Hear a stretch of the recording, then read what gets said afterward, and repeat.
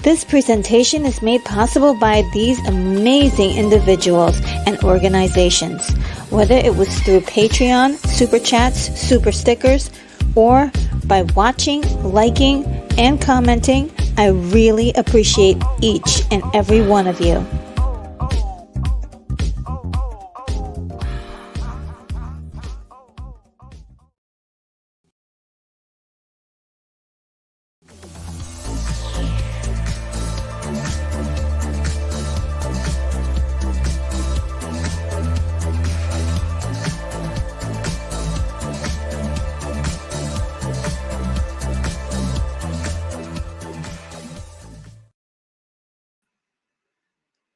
Hi guys, welcome to the watch party for today on the Retro Nerd Girl channel. Thank you for being here, guys. This is going to be so much fun.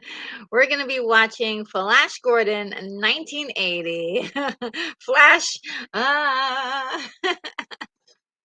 I mean, how long have we been waiting for this? This has been the one that we've really been waiting for all this time. As we've been going through all of the Flash movies, we went through the serials, and now we are ready for action. So I want to see who's in the chat right now and welcome you all in. We have Lance Chapin. Hiya, RNG. Love you, my retro beauty. And Thrash says hi. Well, thank you so much.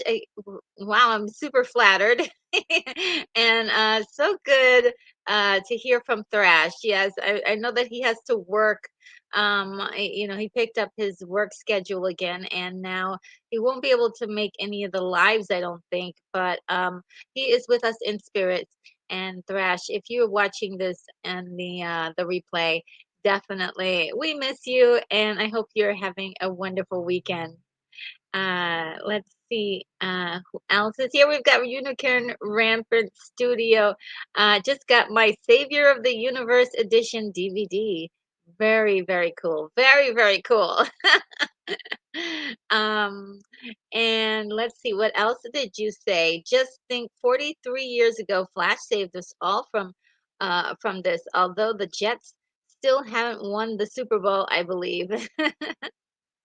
This may be true. I don't follow football, but yes, that was the team he was playing on in the movie. Um and almost 30 miles on bike today, plus a dozen miles walking the dog will be done. The dogs will be done in about a half hour, just in time to eat a snack and settle in for good times. Awesome.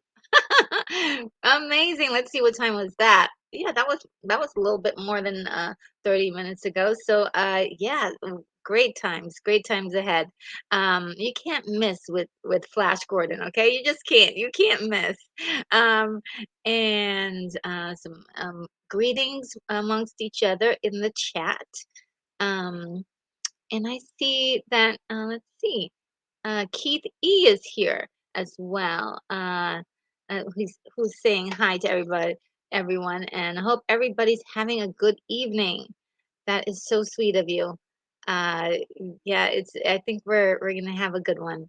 Um, Keith E says, Lance, I was just over on Outcast video and I put a comment and it retracted it. It works well. Thanks for your help on that." Okay. I guess that's something inside the mod squad that went down. Let's see. And Keith E says, "Oh, an observation on last night's is Unicorn did a great job, and it says hurting, but I think it was helping the new people that were joining and telling them what the status was." I thought that was excellent. Yes, thank you, Keith E, for noticing Unicorn Rampant Studios' wonderful work last night, really welcoming people in and letting them know that I was running about 10 minutes late on the chat, and keeping everyone's spirits up. It's really awesome how you guys really look out for me. And since you mentioned it, I am going to give the Mod Squad a little love. Let's see if I can find that wonderful little video. that I love so much.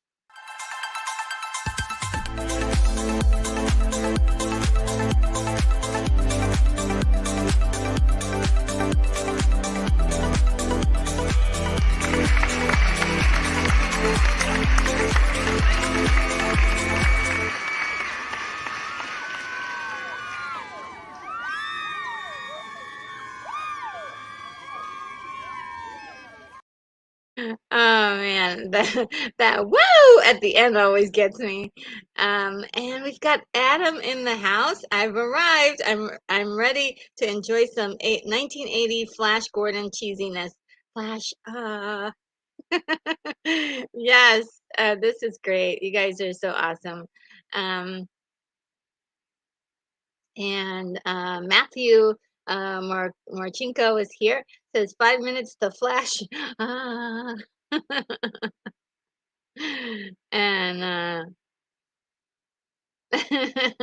and he also says hail Ming. Oh, that is so cool. I love when you guys get into it. And Matthew says, fun fact, two players from Raiders of the Lost Ark are in this movie. Munson is the government guy from the beginning of Raiders, and Prince Thun is Captain Katanga, who let Indy sail with him. Cool, cool, cool. Um, yeah, Munson. Oh, Munson is the guy who helps Zarkov in the beginning of the film. All right, so let's see. Matthew says Elstree Studios in England use a lot of these character actors again and again whenever they'd make a film. That sounds reasonable. You know who's here? Look, it's Jakers88. Hello, Jakers88. Howdy, howdy. And Renee Dennis is here. Hi, everybody. And let's see. Rick is here as well. Psyched for this. Hi, all. Wow, you guys. Oh, and Matthew suggests a drinking game challenge. Definitely do so responsibly. Every time anyone hears the name Flash, take a shot. I dare you. Probably not a good idea because they say the word too many times for you to actually not hurt yourself, but you can take a sip of water or something if you want to be want to so and join in the fun, if you will. But yeah, that is a possible game you could play, but I don't think it would be safe. Let's see. Oh, look, Fat Comic Book Guy is here. Greetings. Uh, and who else is here? Who else is here? Um, And then Matthew is so sweet. He's saying, "We want the show. We want the show. We want the show. It's coming. It's coming." Um, and he's super psyched. He's saying, "Pathetic Earthlings, who will save you now?" And you know who will save us? Flash. That's right. Unicorn Rampant Studios has the right answer. And Flash Gordon, quarterback, New York Jets. Yes. Um, and let's see. Uh, there's and Rick says Thrash. Who will be with us in spirit. uh, and Sean Ennis is here. Hello, Sean Ennis. Says no, the Jets continue to be awful. Thanks for the inquiry. Okay. Um, but first, before that, he did say hi, all. And Danny is here. Danny Staten is here, so he's about to eat, and he will be back in a few minutes. Um, and let's see what else. What else? And Unicorn says big smiles. Uh, let's see. Holden Con uh, Holden Contempt says Freddie Mercury and Queen did the intro song to this movie, and also 2 to 3 songs for Highlander. Absolutely, just incredibly genius stuff. Incredibly genius stuff. And Lance says Thrash, for whenever Thrash decides he's gonna watch, he's gonna get a nice surprise uh, with that, I think. And let's see. And Matthew's like, no, not the boar worms. That those boar worms really were terrible, right? I would was hope that if there is a remake, they will show us what the bow worms could do. Um, yeah, you have to forgive me. My allergies are insane today. They've been attacking me nonstop. But they're not as bad as other days. And Matthew says, I live for this movie, RNG, as if you couldn't tell. That's yes, that's what we want around here. Big fans of the movie. I'm a big fan as well. So yeah. And Lance says, Birdman, dive. Dive. I've got to put all of that energy in it. And Lord Top is here. Hello, Lord Top. Says Gordon's alive? Flying blind on a rocket cycle? Oh man, that whole exchange is like hilarious to me. And I love it. All right, so I caught up with the chat today. That is gonna be awesome. Um, so you have to forgive me, guys. I had a stream earlier that I was on, and so I do have a little bit of food over here that I've kind of concocted really quickly. So I might be munching on that while the show is going on. So I hope you will forgive me for that. And let's see. I see somebody came in the door. Let's see. Clobber and Times is here. Hello, Clobber and Times. Retro Nerd Girl, Four Worms. Face orange, frowning, hand pink, waving. And oh yeah, I see it. Yeah, they sound really um scary. The Borg worms, mixing a little Star Trek in there. What would they do to a person? Sounds sick and dangerous. And let's see what else. And Matthew says, according to the fans at Sci-Fi Convention, if you ask Brian Blessed in person, he'll quote the lines from his Vulcan character for you. He loved playing it so much, that much. Yeah, he's been very vocal about how much he loved playing that character, and it's really great when you see actors who really like what they do, it just puts a different spin on it for you, and makes the character even more endearing.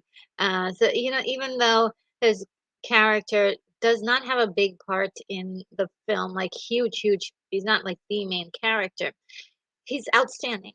And I think that's it. Just him loving that role really made him stand out. He was not just a guy in the background. He was a character to love. And you know what? After looking at the original movies, or the original series, the guy who played Vulcan before him kind of set the track record as like, okay, this is how this is how Vulcan should be. He should be a bold character with a big laugh and a big personality. And they really captured it in this movie, I have to say. And Lance Chapin says, RNG, enjoying your Remind Mags? Yes, I am. I was looking through them today, and I'm trying to figure out what to do. I also got like a note from, I guess, the people who run the magazine, and have to see if I can help them in any way possible because they have some good stuff in there.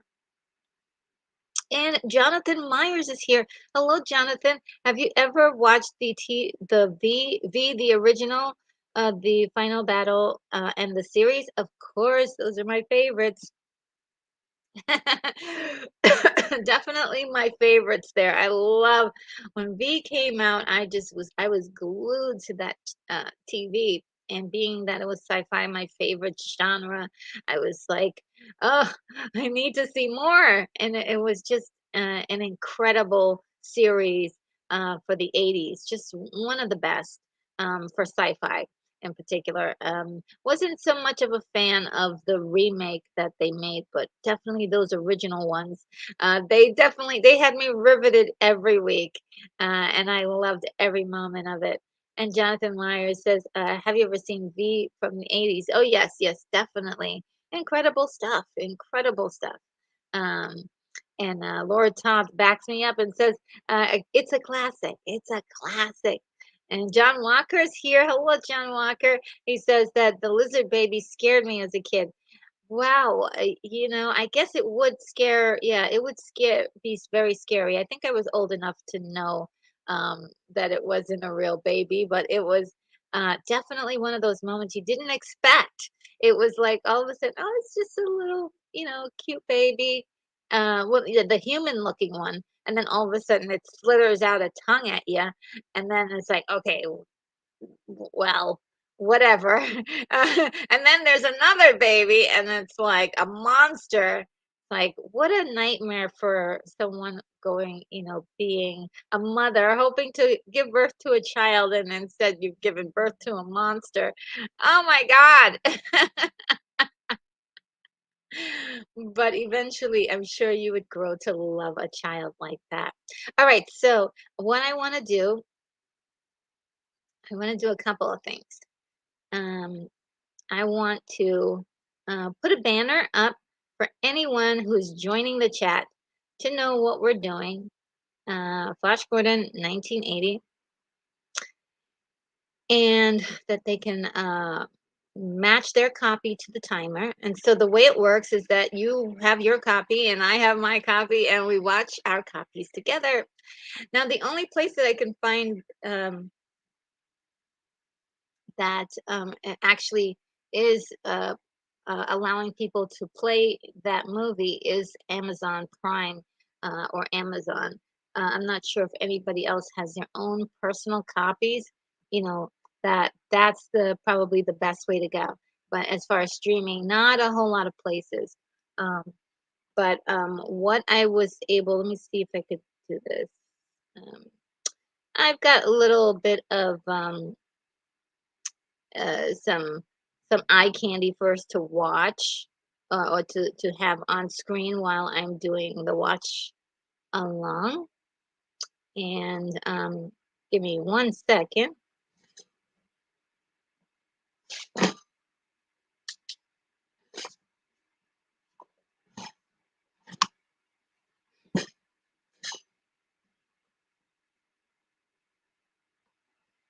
All right, and let's see if I can get. I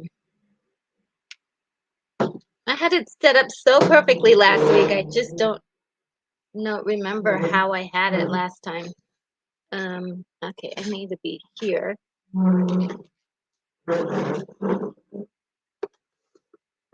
Um, oh gosh, guys, do you remember how I had it set up last time? Oh, maybe I could just move it back like this. Maybe I could. Just want you guys to be able to see the timer when it's available. Um,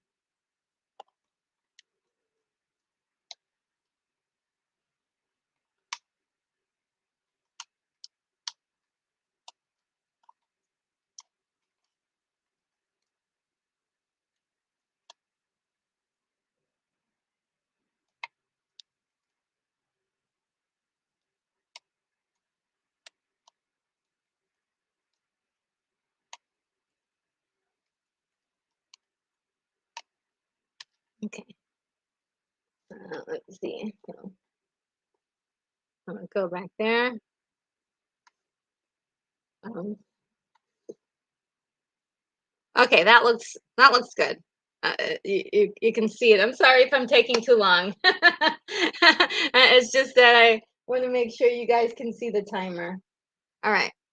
I just something must be off here because it doesn't feel like it's in the things are in the right place.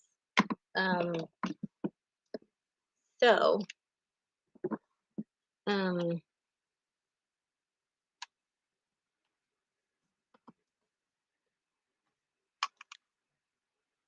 All right, before we get into this, I just wanted to do one small thing.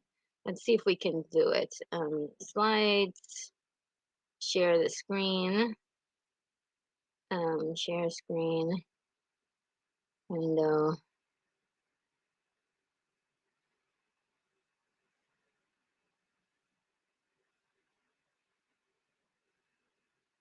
Okay, I'm going to do, all right, so I am, D, I am, I am DV, um, and, it is, um, I just wanted to go through this and just talk about who's in the movie. So this is directed by Mike Hodges, and then we've got different writers here. We've got Lorenzo Semple, Michael Allen, and Alex Raymond, and of course it stars Sam Jones playing Flash Gordon, Melanie Anderson playing Dale Arden, and Max von Sydow playing Emperor Ming. We have Topol playing Hans Zarkov. We have Ornella Muti playing Princess Aura, Timothy Dalton playing Prince Baron, and Brian Blessed playing Prince Voltan. Um, and I think we should mention that Peter Wingard plays Clytus, and Mariangela Malato plays Kala. Okay, those are some of the main characters in this uh, story, and they're all excellently, they're all excellent. To be quite honest with you, love all of their performances. So let's get ourselves back to where we were. There we go. All right, guys, I'm ready. Are you ready? I'm. This is gonna be so much fun. All right, let me get to this page. I just need to do one small adjustment.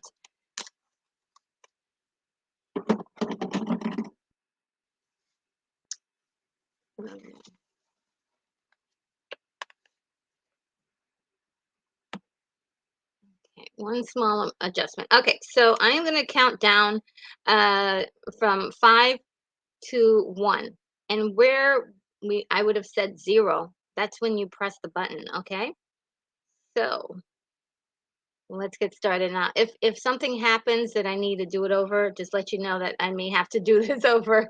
But if not, let's go for it, okay? So 5, 4, 3, 2, 1.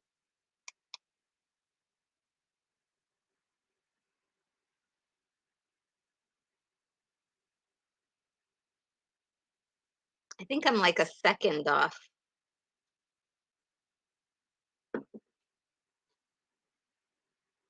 See how it looks.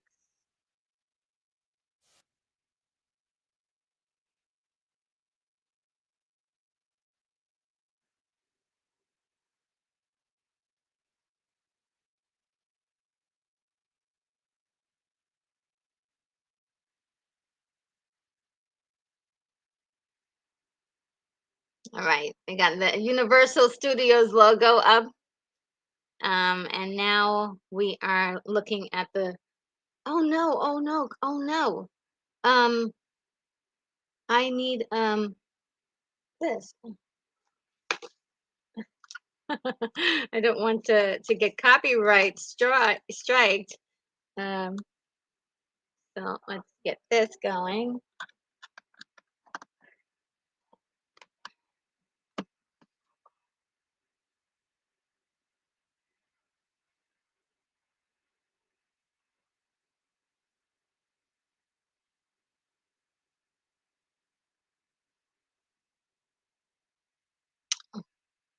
I love these little this part is so cute.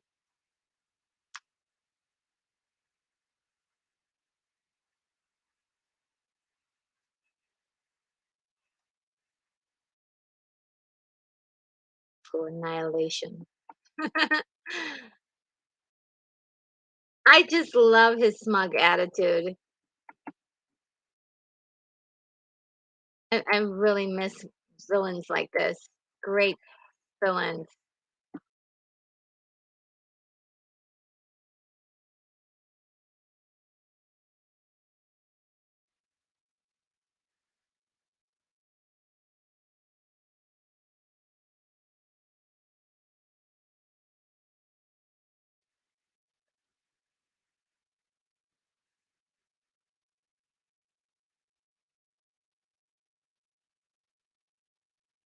Yes, Lord Doc says over the top bad guys. They're so good.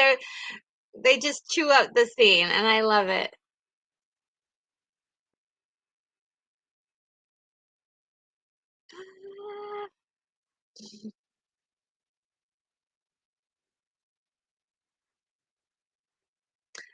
I actually like this part with all of the comic drawings. Uh, kind of like letting you know, like this, it used to be a comic. Just so I just love that.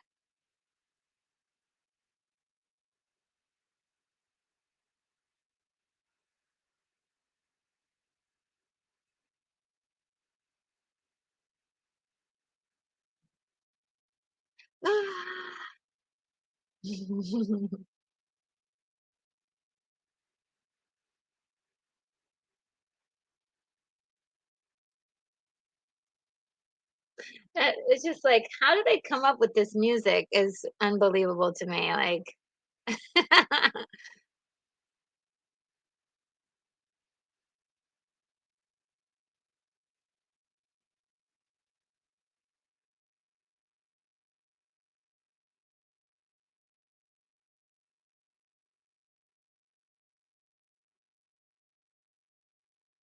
I wonder if anybody would ever try to do something like this again, like in the same flavor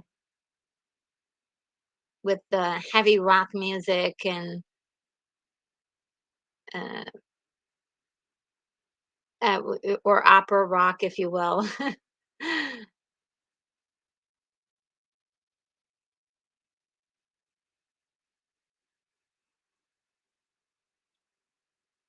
All right, here we go, guys. I'm just gonna just some seating.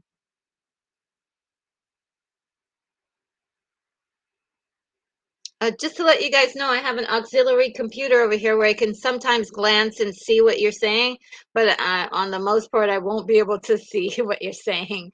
So I hope that that will be okay with you.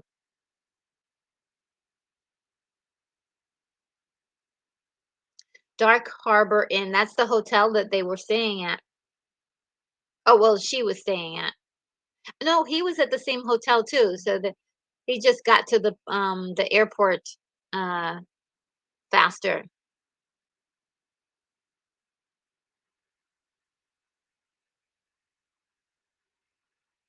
They're giving them each other the look.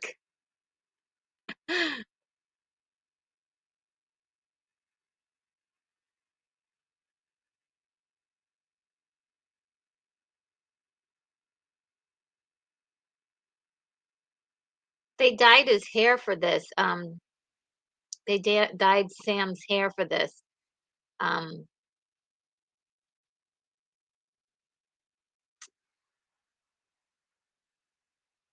and I think it looks good.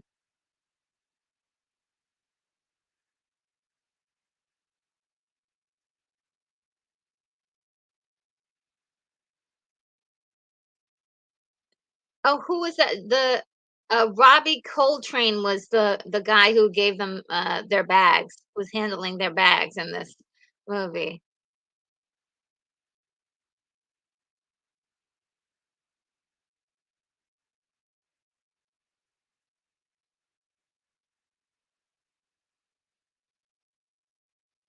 Let's see what you guys are saying. Phantom Outsider, hello there. Hi, how are you? Um, you say, according to Brian Blessed, who was Vulcan, and said that Max von Sydow said that he didn't get Ming. He didn't get Ming. and Blessed told him Ming is a magician. Ah, so we'll have to see that.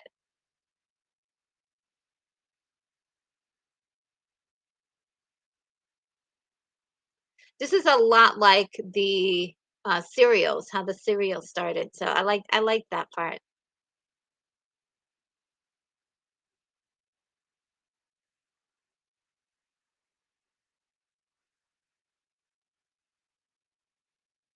So, a little bit creepy, but okay.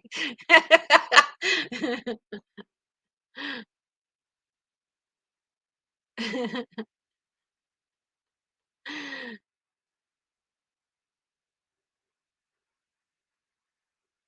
don't think people actually meet like this anymore, do they?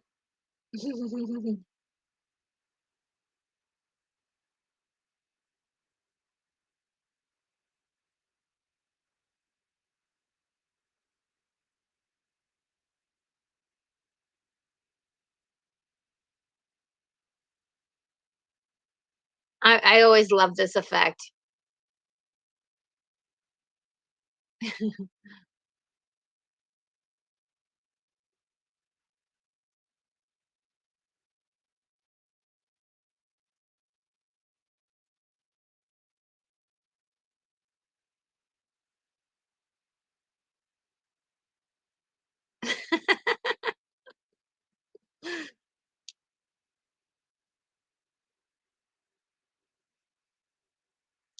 He said cowabunga.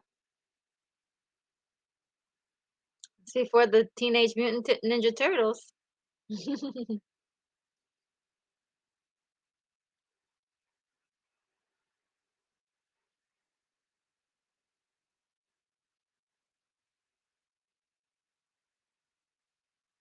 Oh, sadly, we lost Topol this year. Was it this year or last year? Recently. Really sad.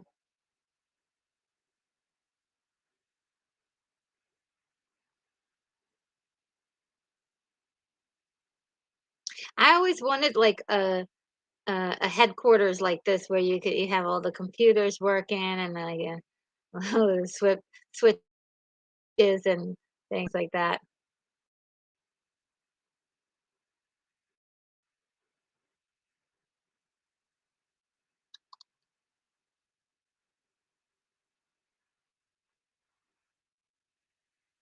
I also enjoyed the fact that they didn't make Dr. Zarkov that old because in the original series they actually referred to Dr. Zarkov as a as an elderly man.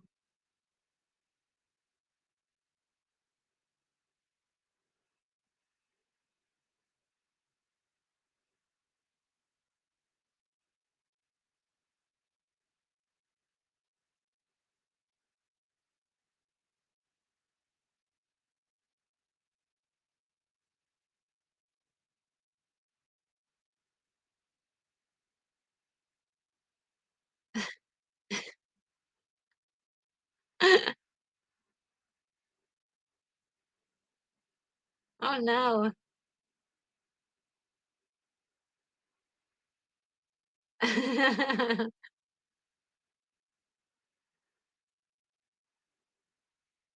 This is actually a good thing that he ran away. I mean, they probably would have died immediately if he the two of them would have went up there. Let's see what you guys are saying. Sean Ennis, get your teeth or whatever. Isn't that a great line?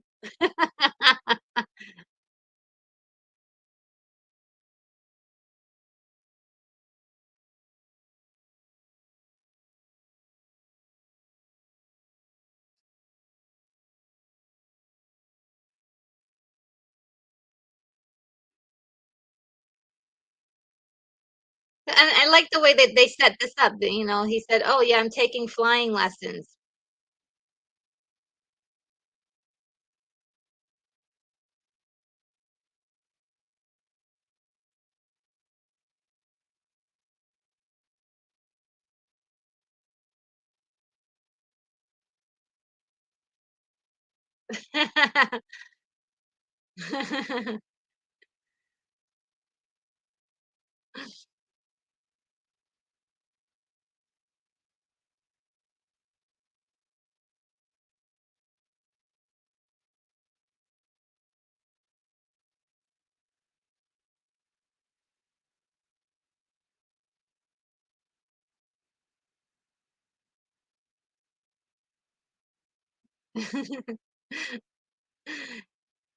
Munson's right, though.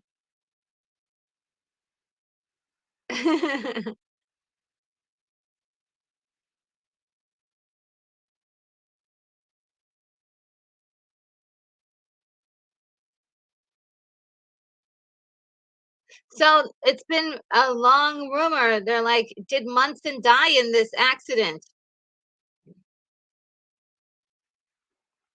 Right? Did he die in that accident? What do you guys think? Sean says, "Poor Munson is having a bad night." Yeah, I think he died. Look at him, Dr. Sacco.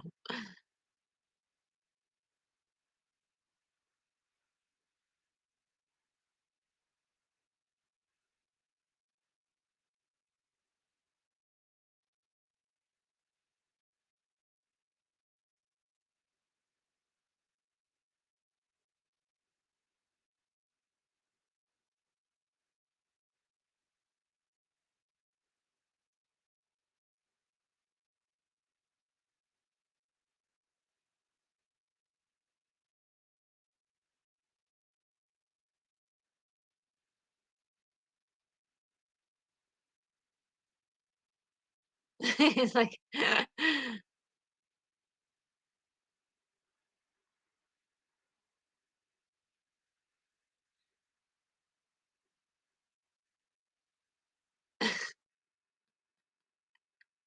Dr. Zoffo is a little bit crazy in this one, isn't he?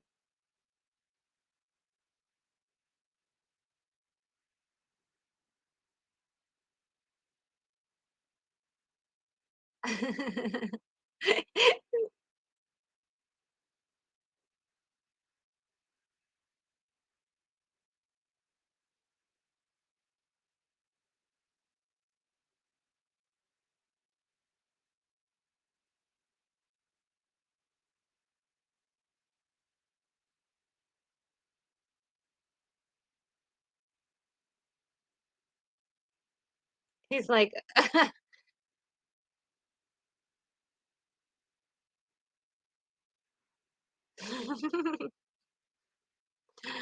"You lunatic."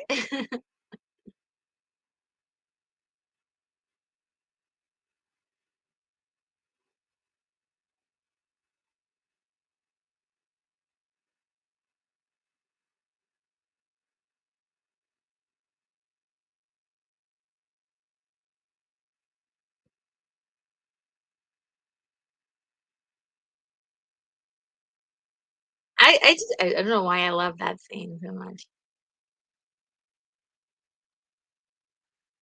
That's not a bad effect.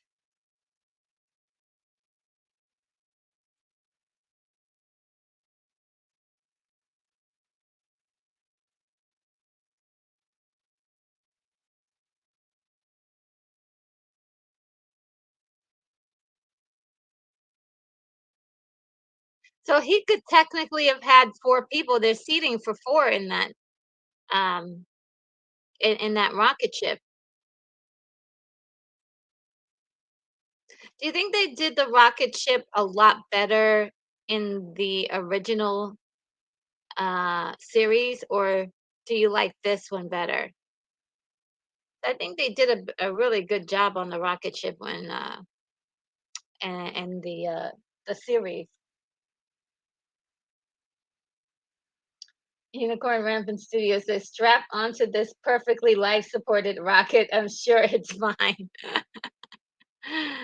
Yes.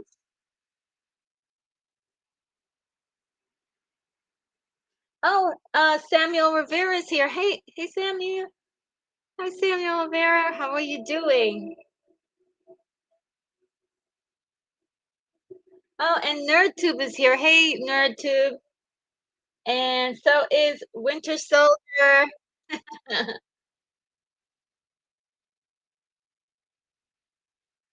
Yes, and thank you, Unicorn Rampant Studio, for letting everybody know what's up. Thank you so much.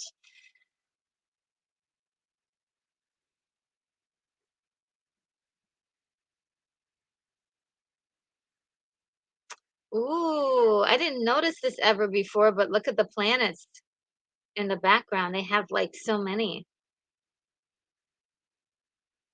This is definitely one of my favorite parts of the whole film, of course, the space travel.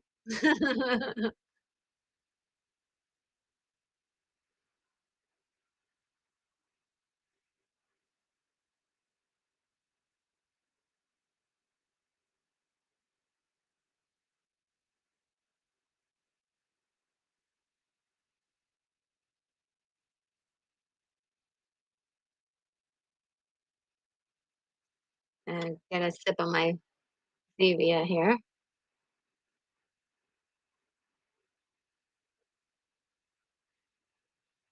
Just so beautiful visually.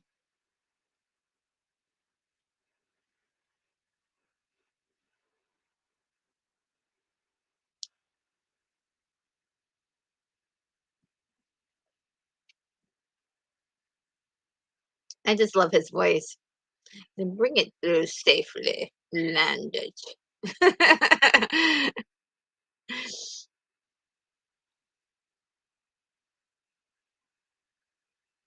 I remember seeing this as a kid and being like, "Wow, this is cool." Almost made it work, you know? It's just the technology for the time did it its very best.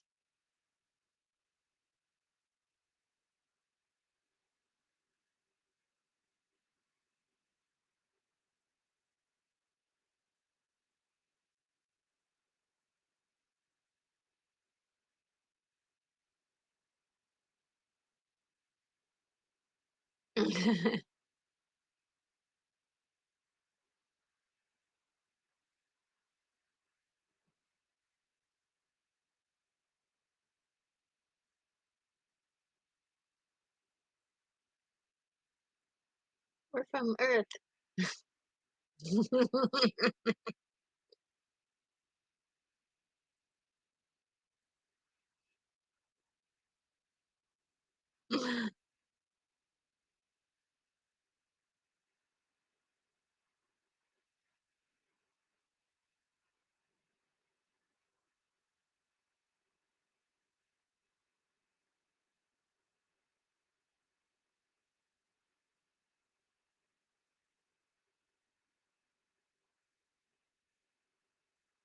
It's so beautiful, like, all the color, everything, the gold, reds.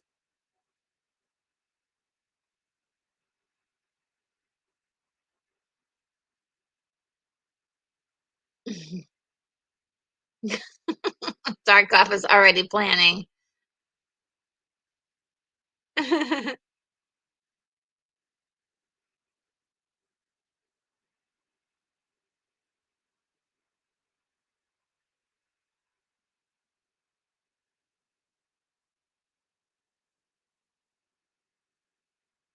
Just the you know what, the color combination of oh, Lizard Man.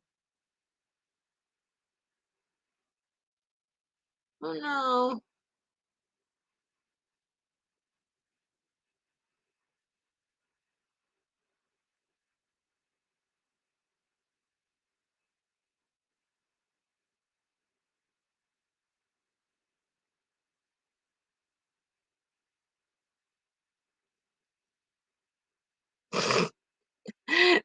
The robot's hearing everything that they're saying.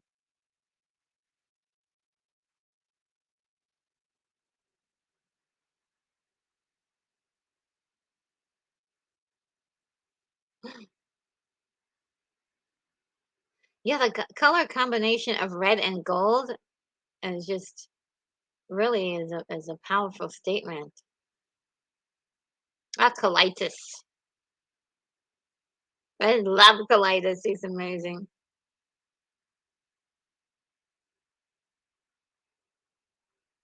The costumes are just out of control.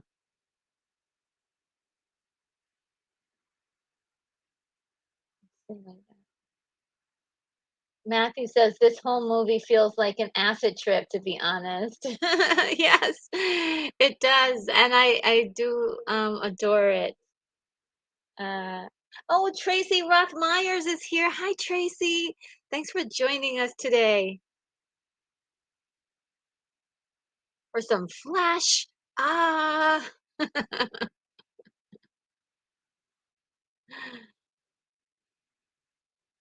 there she is, Princess Aura. She's already checking out Flash.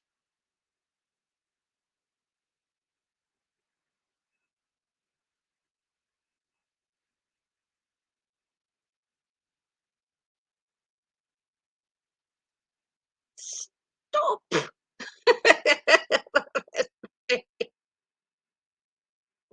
I always love when he comes in the room. It's like, stop.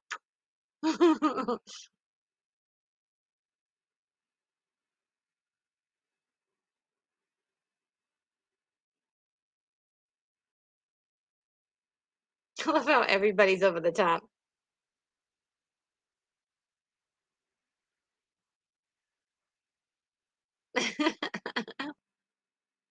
No one dies without a command from the Emperor. That is just uh, narcissistic. What?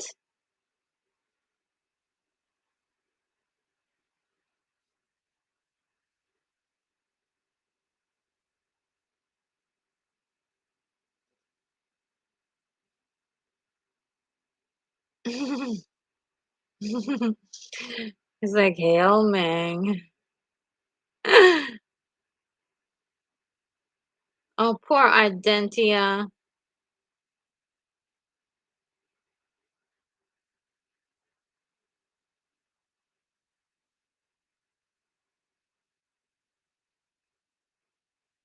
Yeah, they blasted their kingdom, so they have nothing left.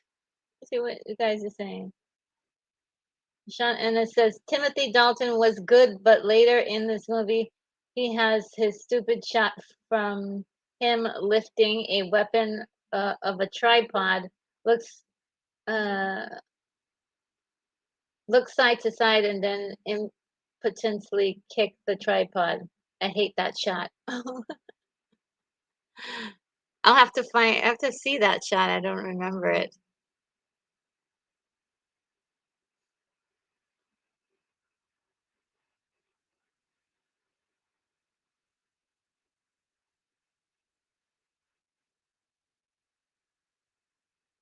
He thought he was gonna be able to pull it off.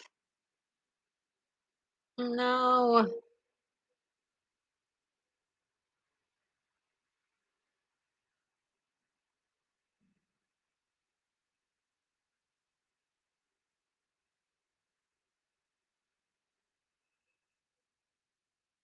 horrible.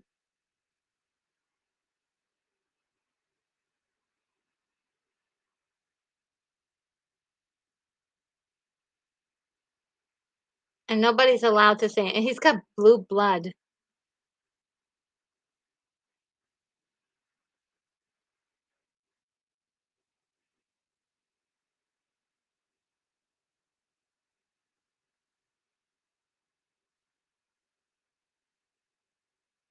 Look at that costume. Dang.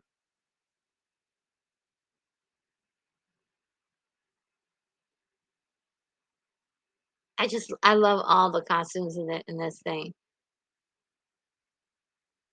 Look at the way the girls are standing. It's just that's incredible. You know how many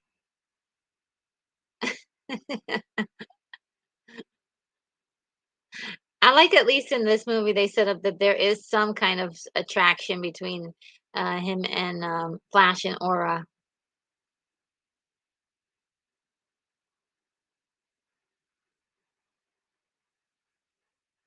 That's my motto.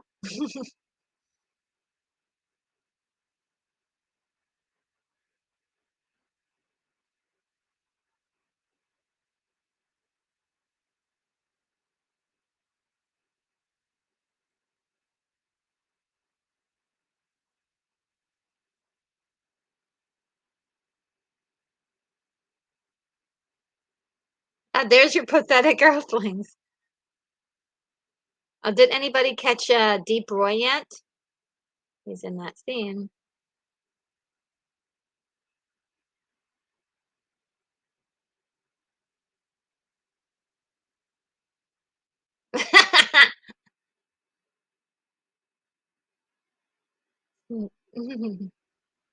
Uh-oh.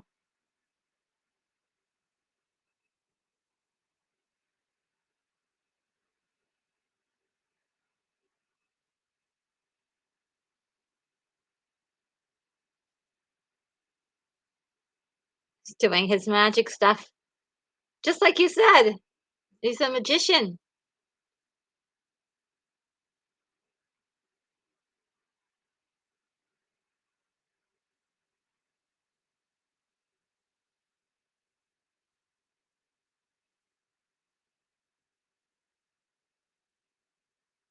I wish they explained what that was she's doing.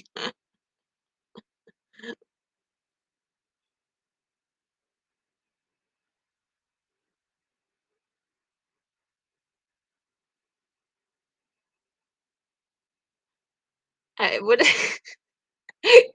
like, what is that thing and what what did they do with people? Really funny. It's like, it even rivals your daughter, like, you've all seen his daughter like this? I have questions. Sean Ennis says, "Decoy, yep." Uh, and Sean Ennis says, "For our pleasure." Okay, here we go, guys. Flash is they're beating him up right now.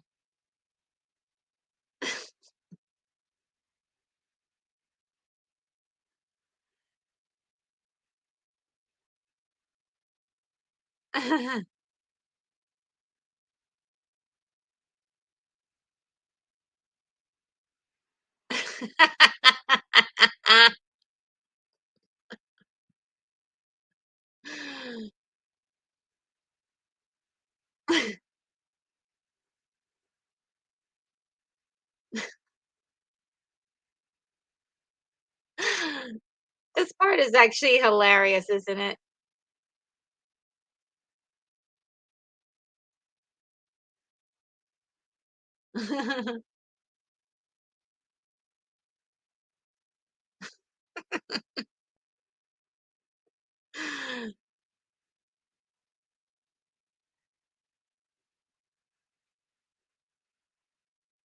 Oh, man.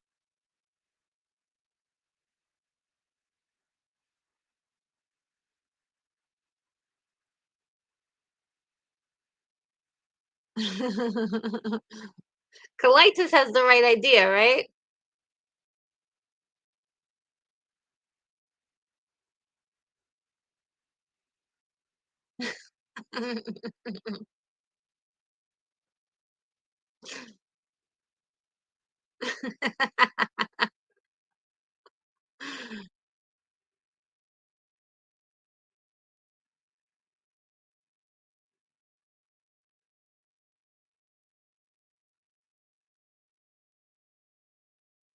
Oh, no.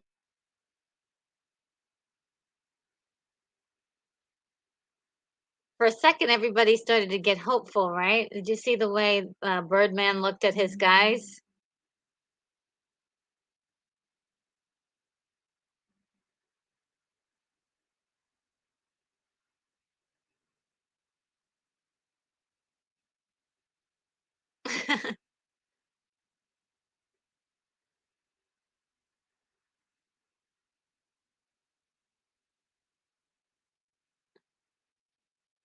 I like the way he's like, "Your appetite's too dangerous. I refuse."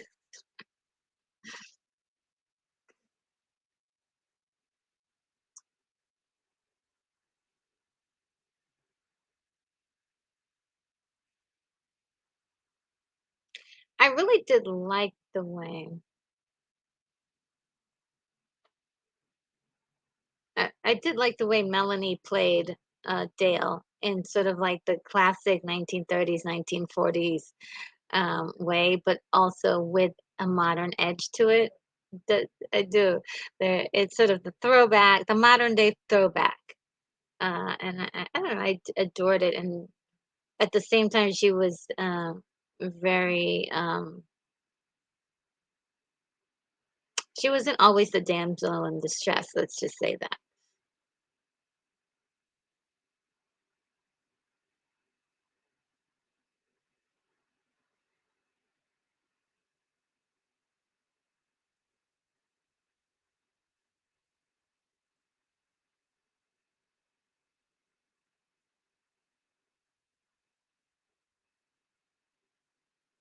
Those creatures.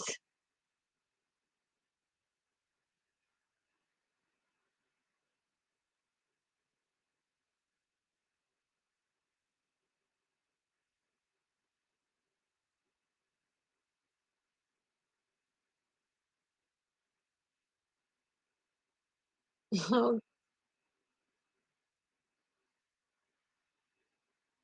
goes, oh dear.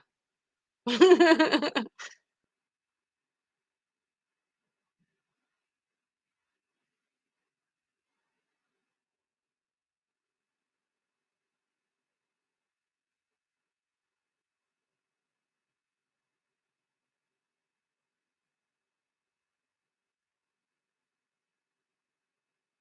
always I always wanted to know the story behind Kaleidus's golden arm,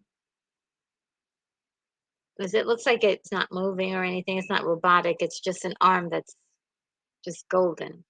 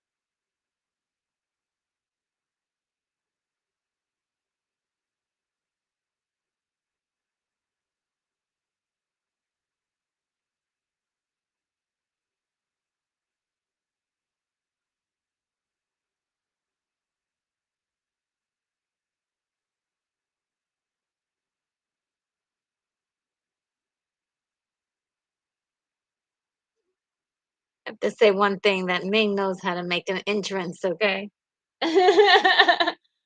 Oh, Spectacular Moments is here, hello. Um, says, they should get a great cast to redo this one. If they ever did, if they ever did, I'm just afraid they won't know how to do it. Um, they will lose the spirit of what this is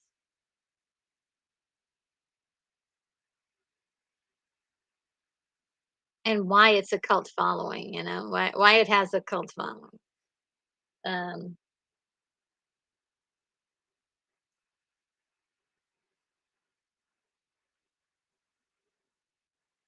Phantom Outsider says Dale took chances when the opportunity presented itself. Yes, yes, yes. Very, very cool character. I love what they did with her. It was subtle too. It was subtle. I hope you guys don't mind. I have a little something to eat here. I'm starving to death.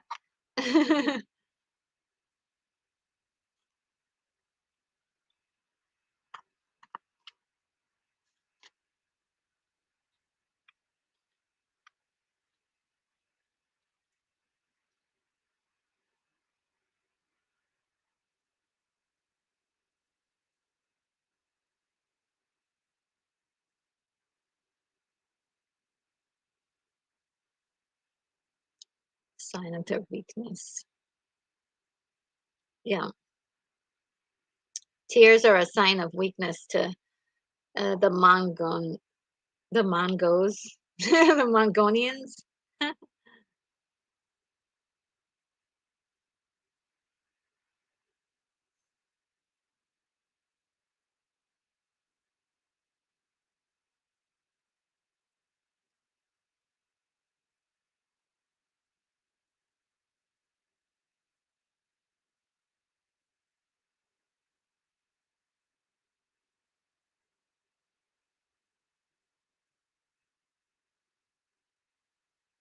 It's interesting how they chose this kind of music at this scene right here. That's like sort of dreamy uh,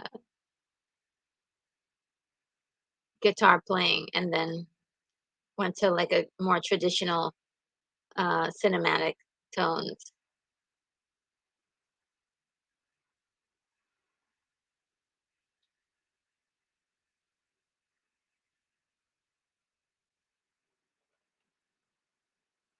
Flash Gordon Earthling executed by Ming.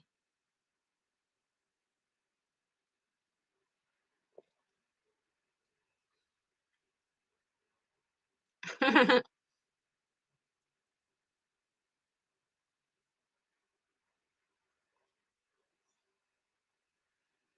just makes me wonder how many people have, has Aura done this with, like brought them back from execution.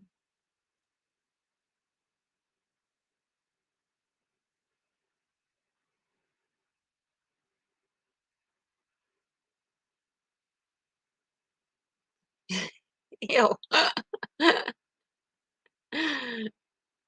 Ew.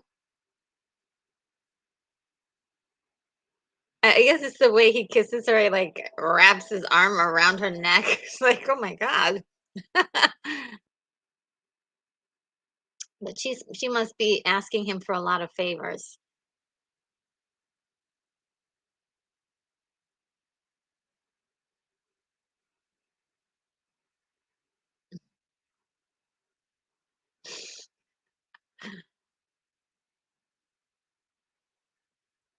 Because I like you. I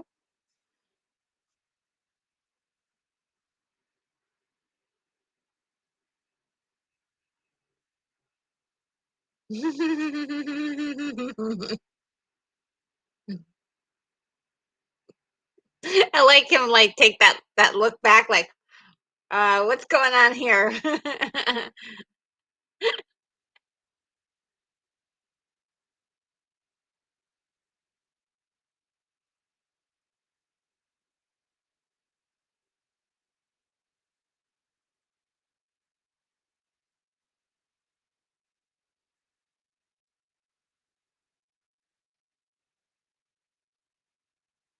Oh, this is one of my favorite scenes here.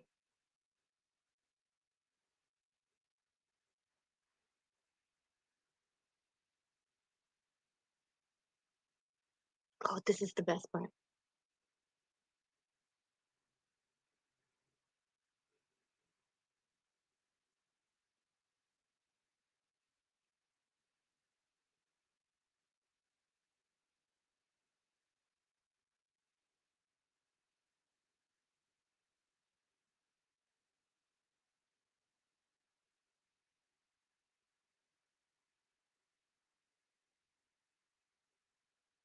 That's why he decided to attack Earth.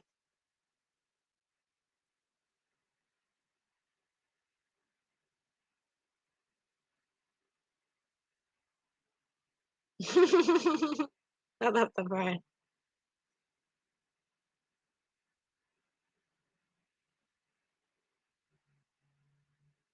Yep, doctor.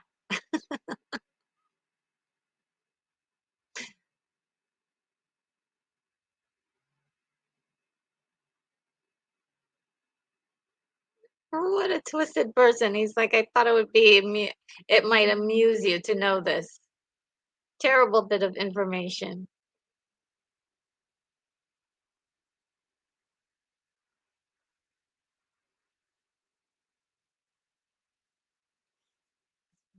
Your pockets, doctor.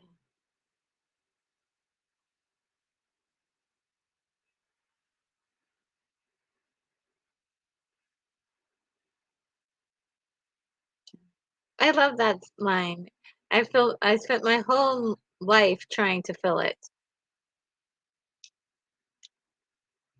As a scientist, it's so important, like, to get as much knowledge as possible.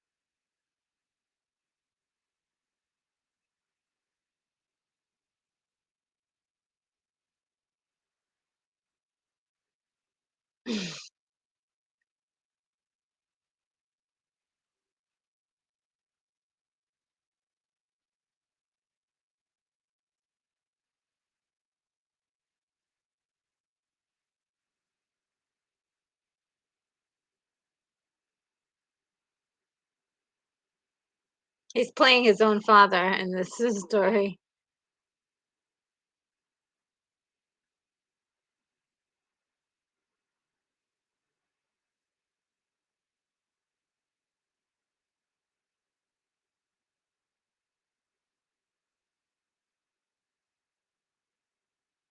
I love this scene.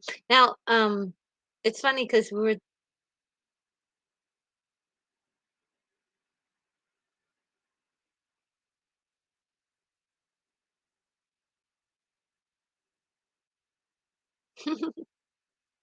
she's so adorable. She's like, "Level 3 only."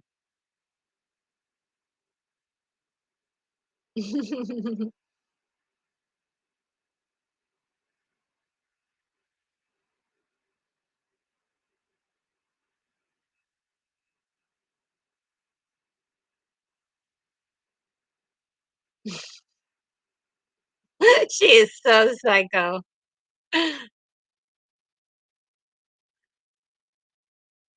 She's like, Level 3 only." As soon as he's gone, he's like, "Level 6."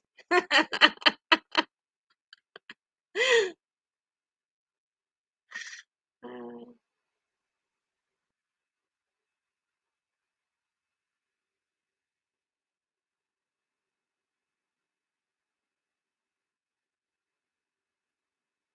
We're starting to fall for her, right? Oh, Coach A is here. Hi, Coach A. How are you? Coach A said, we almost had him as Gandalf. Who did we almost? Sean Connery doesn't work well with the fantasy genre. Remember Highlander too? The quick name. I don't remember those two. Uh,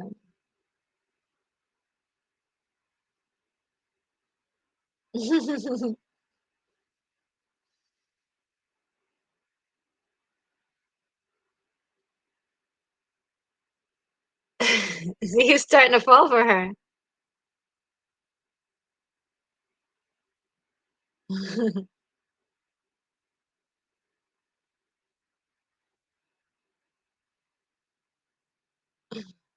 Her secret pleasure moon.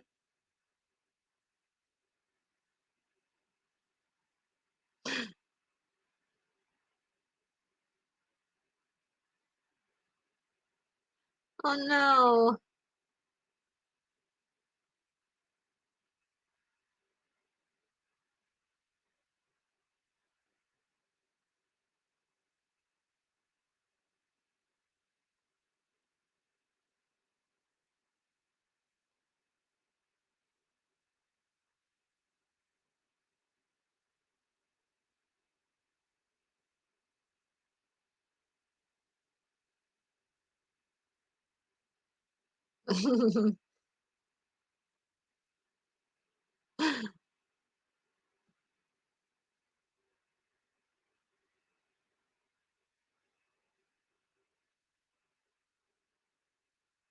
She almost had him until she did this thing.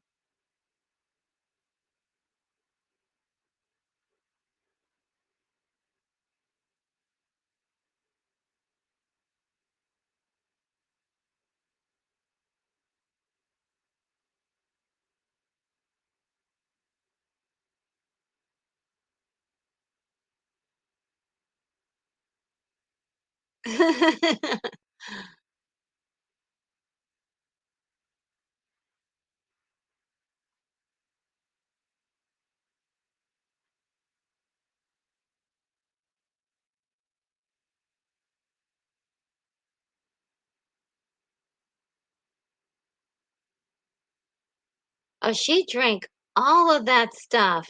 I didn't realize that.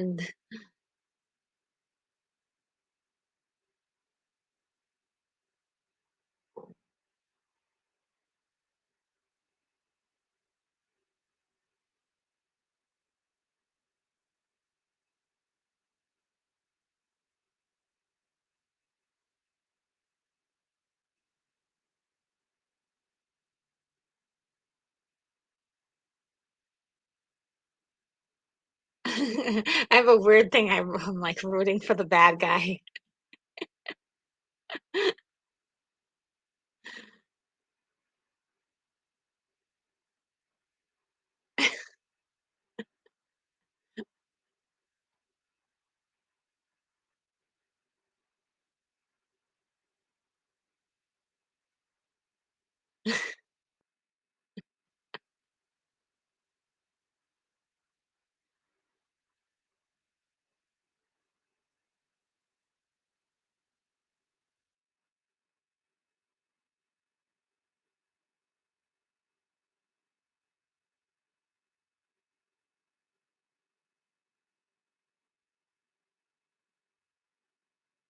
Oh, okay. So she already had one bottle of these things, and this would have really put her out, like out, out.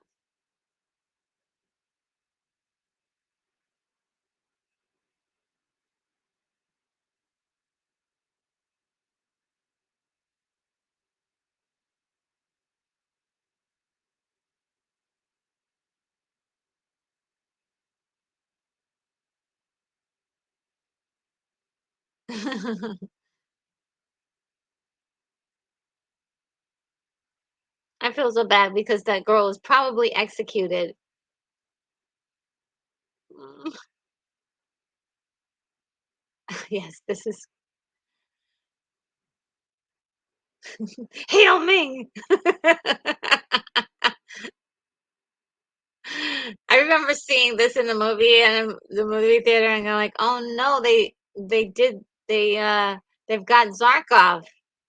He's a zombie now."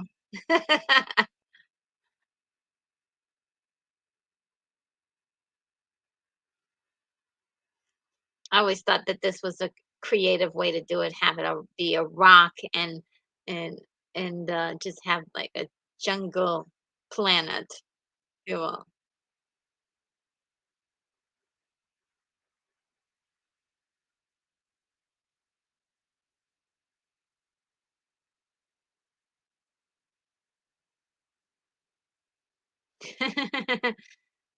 He's being a magician again. The hand movements.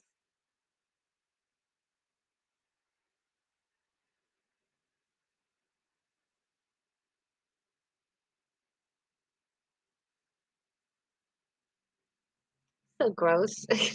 They're gonna like make the girls drink up all of the alcohol or wine or whatever it is.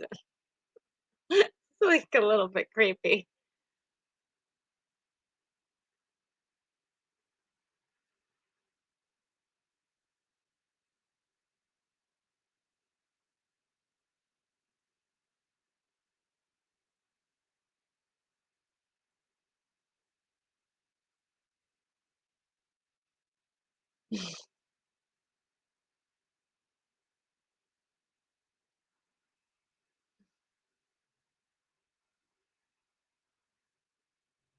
Oh, this was excellent.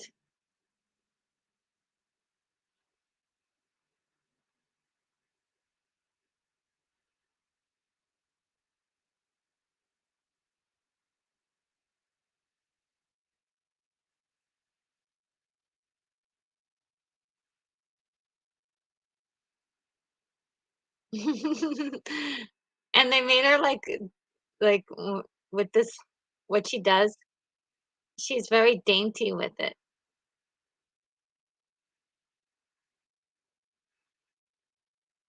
except for then when she, like, flips into the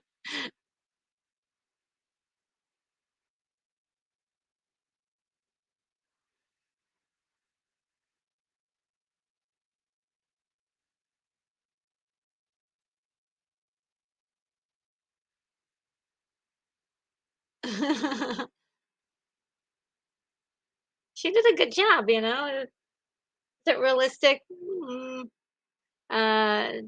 They they did well. They did well.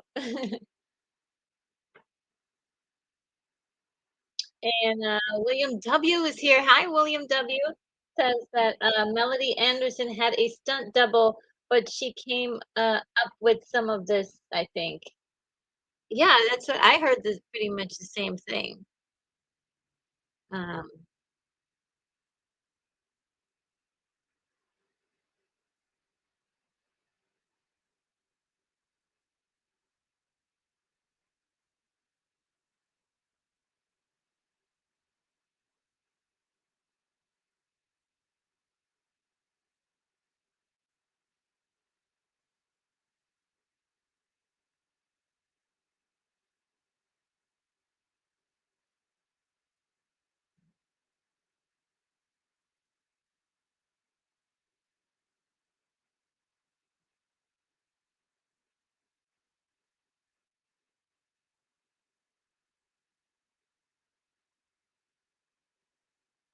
I thought that was really cool that they already saw, that she has escaped.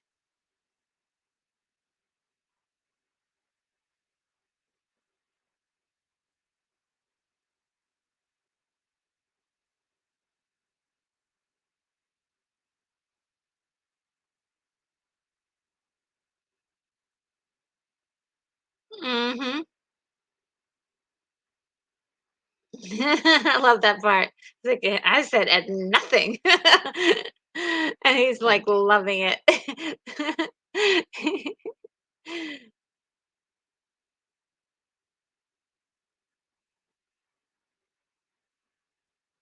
I just love the dynamic between um Ming and Colitis. There's a kind of a respect, but also there's you know, we know exactly who's the boss.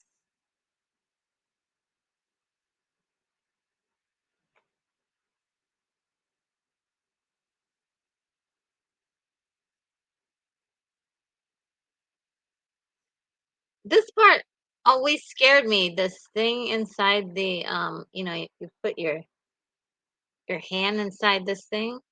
Yeah, that scared me so much when I was little.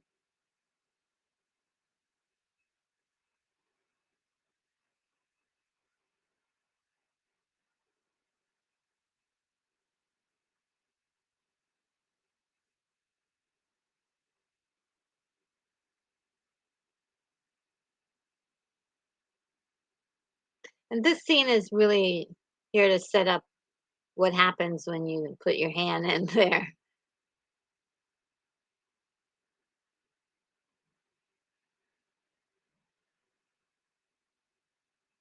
Ew. I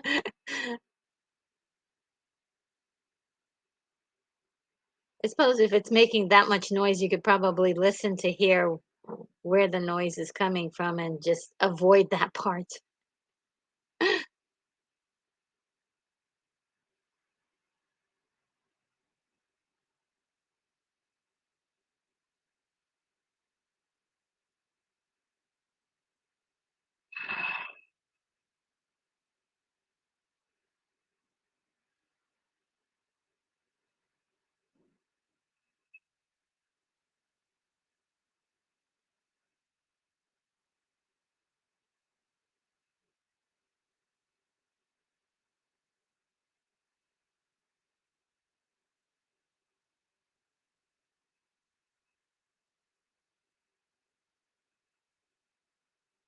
Look at the way he when he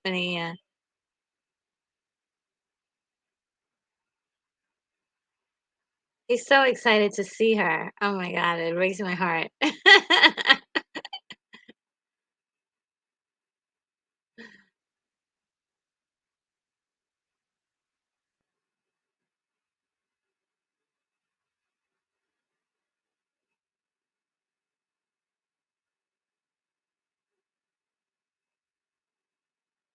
He's like, "Oh, I'm supposed to keep your new boyfriend for you?"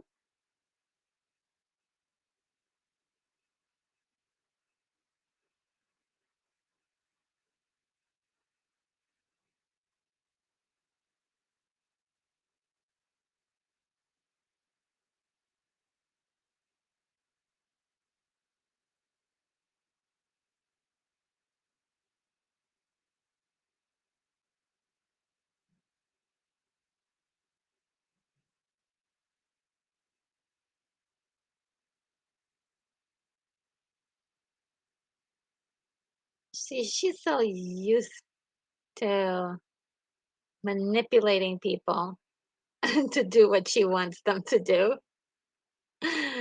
Um,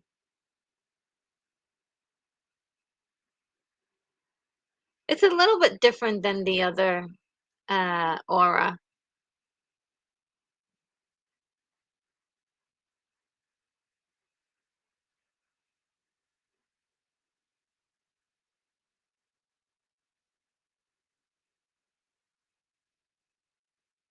I couldn't wipe those things away.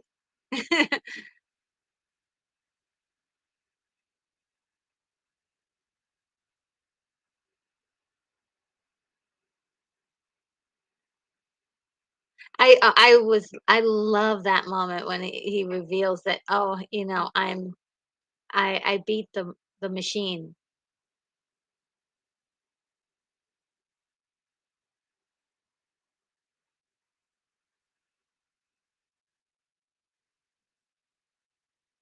Those poor lizard people keep getting caught and stuff.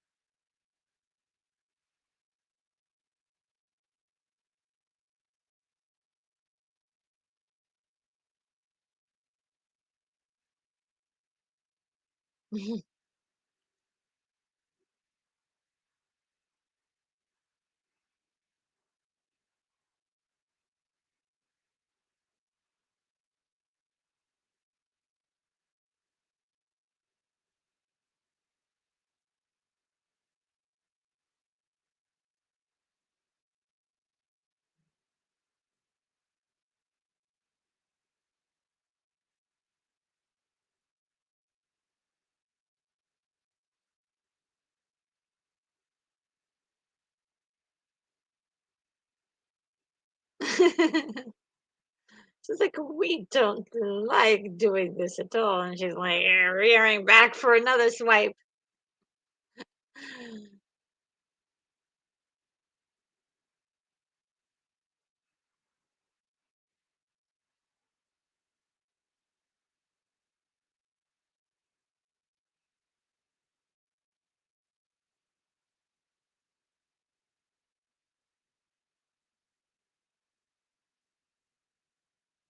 The whole time, daddy's been watching.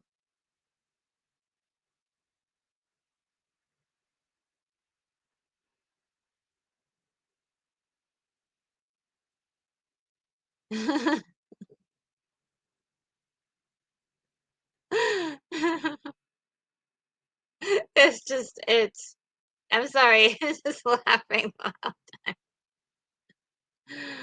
Oh, man.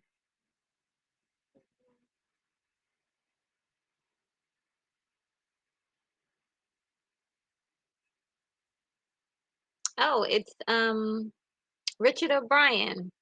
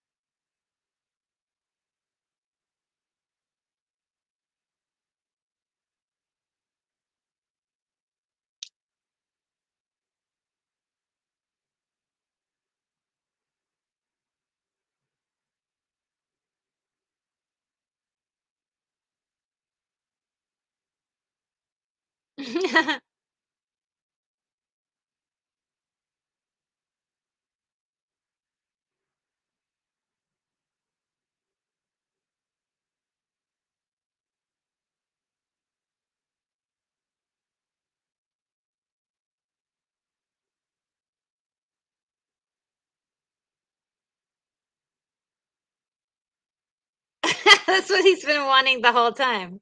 He's been wanting to marry Princess Aura.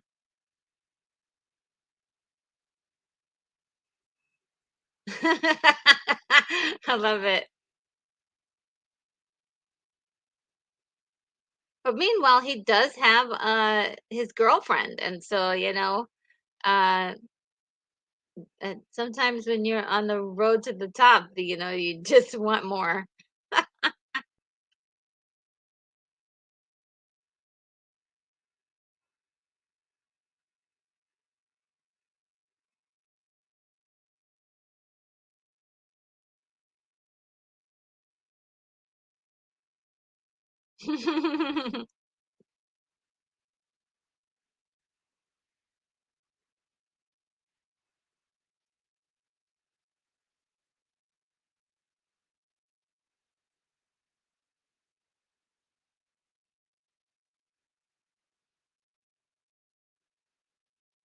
Ew.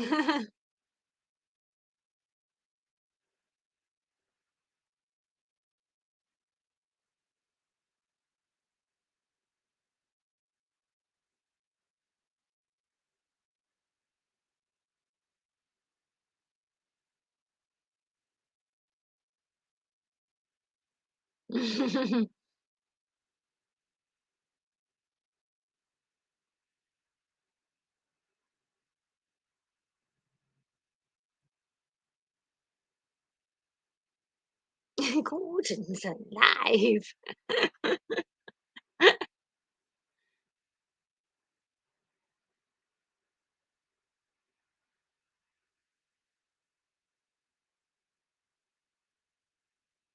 This scene here is very reminiscent of,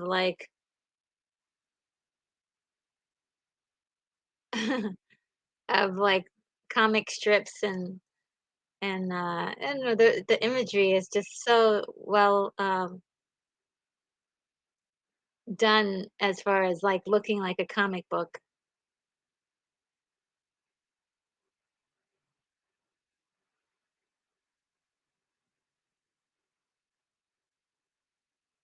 Yeah, that was the trick, is that to get him into that temple and then make him do this test.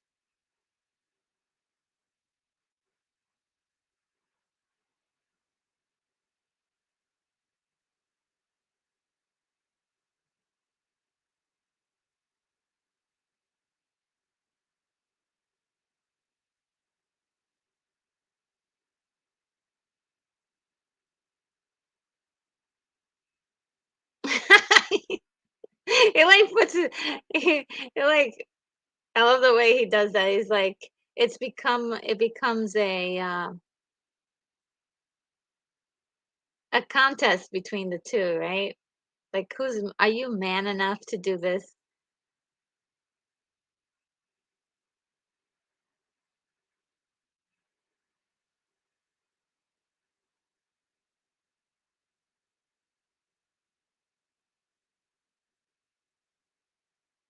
I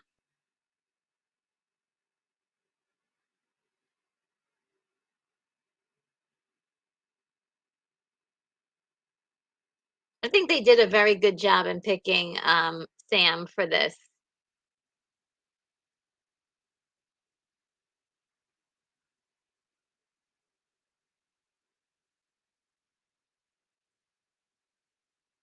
Even though I was very disappointed that they didn't use his voice, they have somebody else's voice doing it.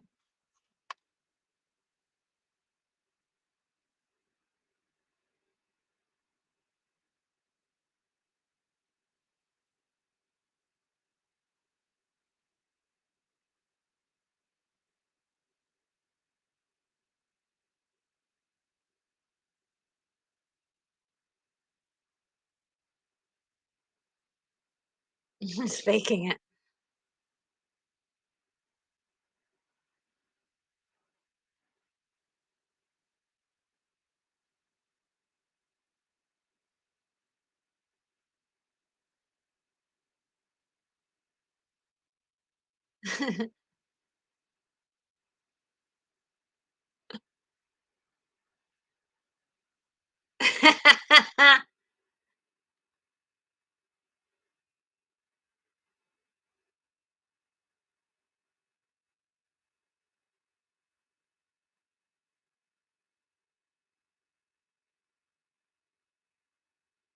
Oh, that's right. Oh, I almost forgot about this part.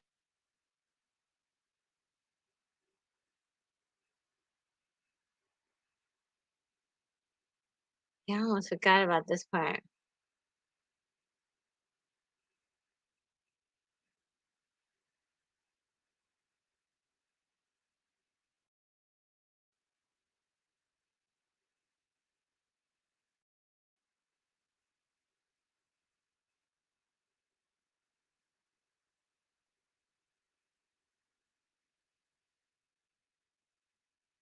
Oh no. For a second there, I thought he was gonna die.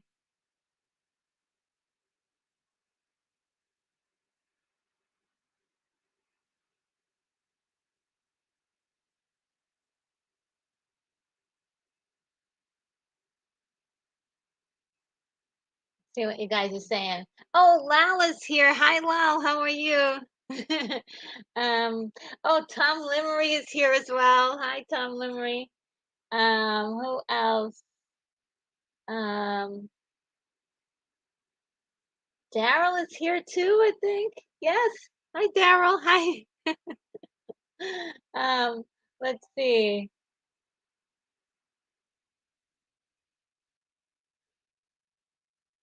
Okay, this monster. That scared me when I was a kid. I was like, "What is this thing?"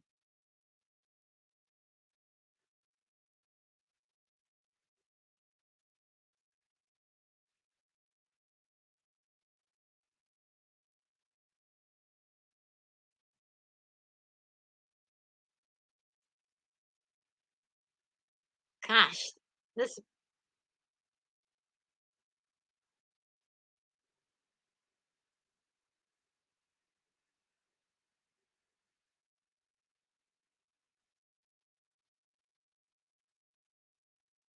oh, is that, this is the ship, uh,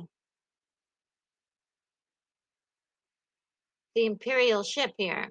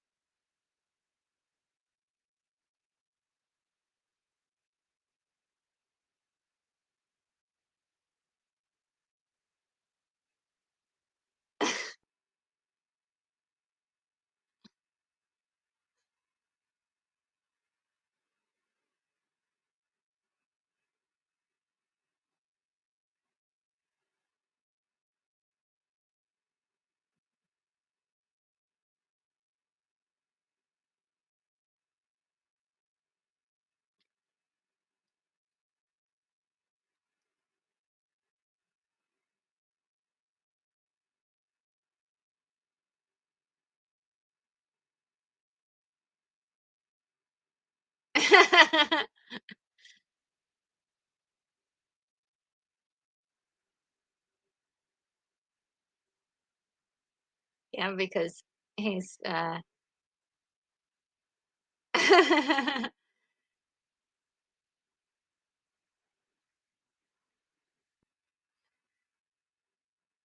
kinda like this Baron, and Flash Gordon rivalry thing, that they put in this film.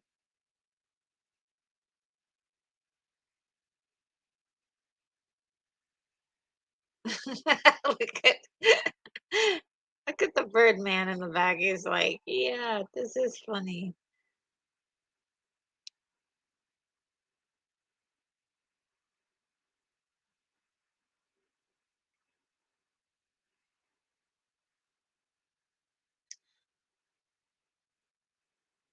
I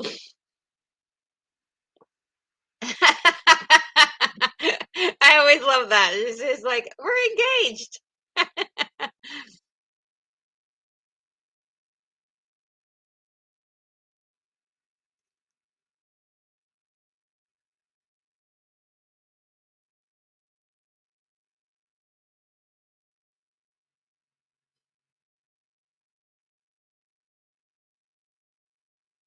Yeah, Prince Baron is not having any of it.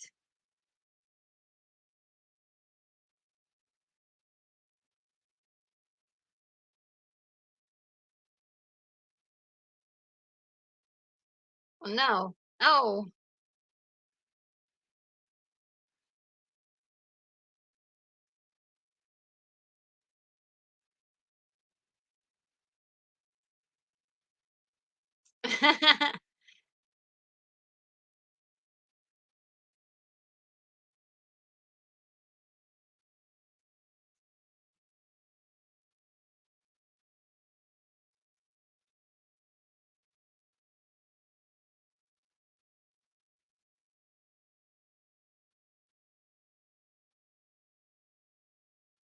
Uh-oh.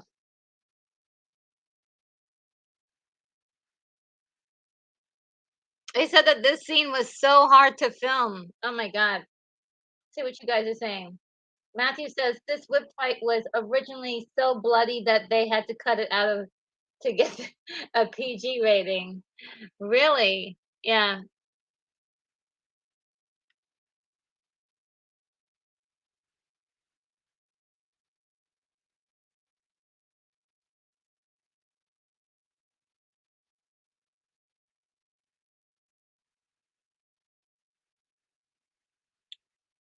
No kidding though. This fight holds up.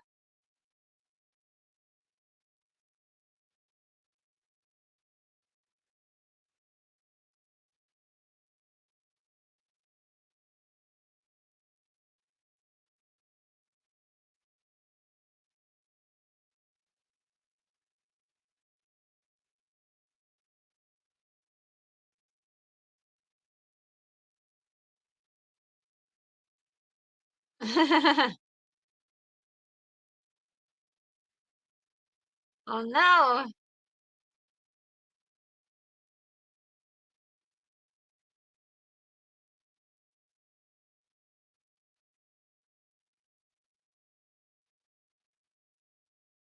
All I have to do is fall on one of those spikes and that's it.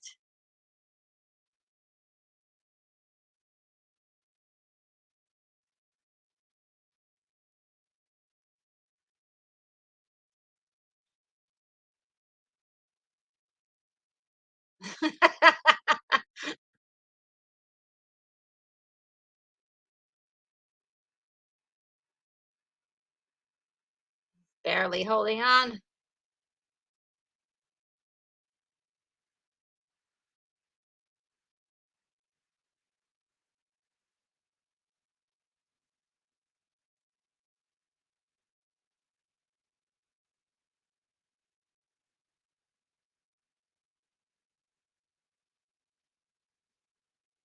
This is how he proves that he's got heart.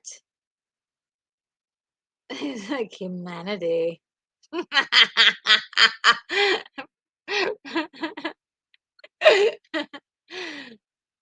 Zarkov. I love the few little lines that Zarkov says. Uh, I swear if those don't look like real wounds to me.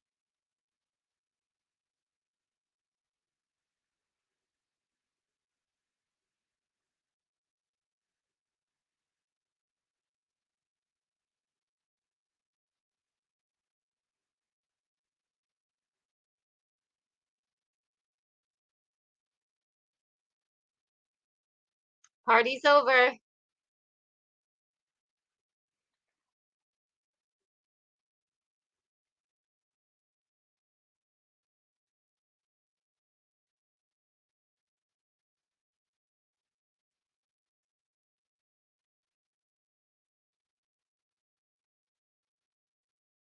He's like, "You having a party without me?"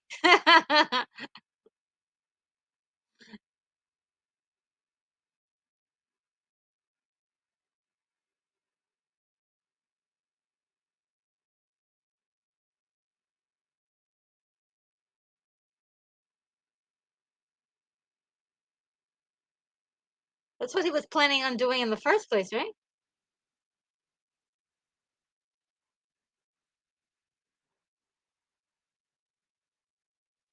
You're under arrest.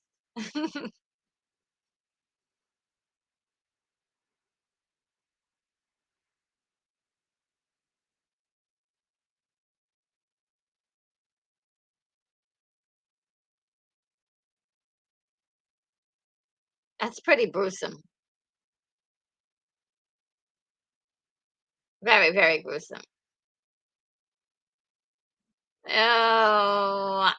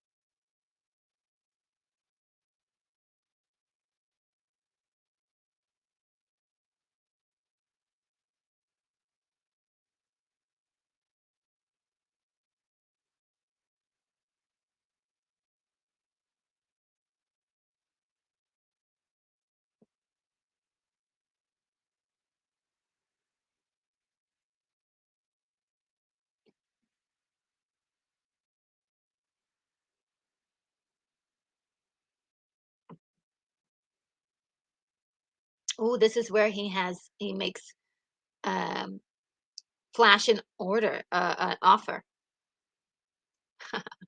Seduction.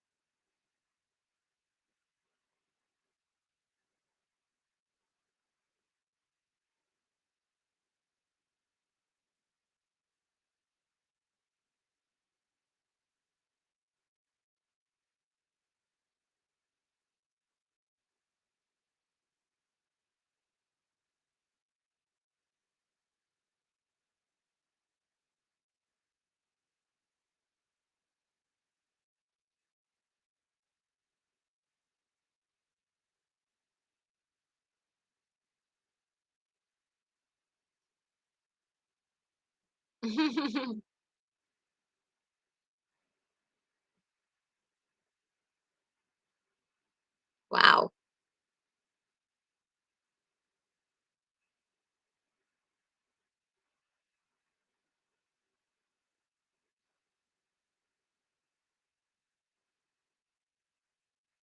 Ew. He's like, "We are going to breathe with her."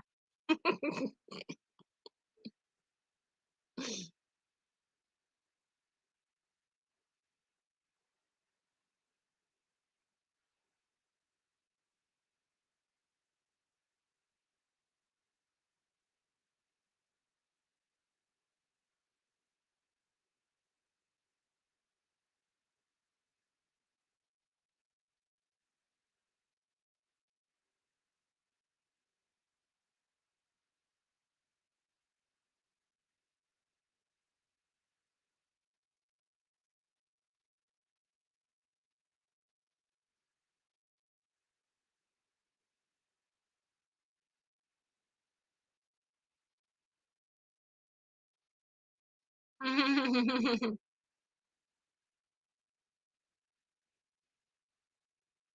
mean, Flash Gordon has had so many close calls. Um, just so many.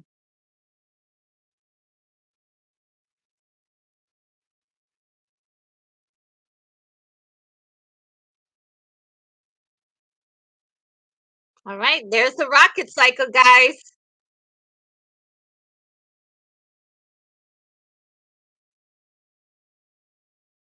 Oh no.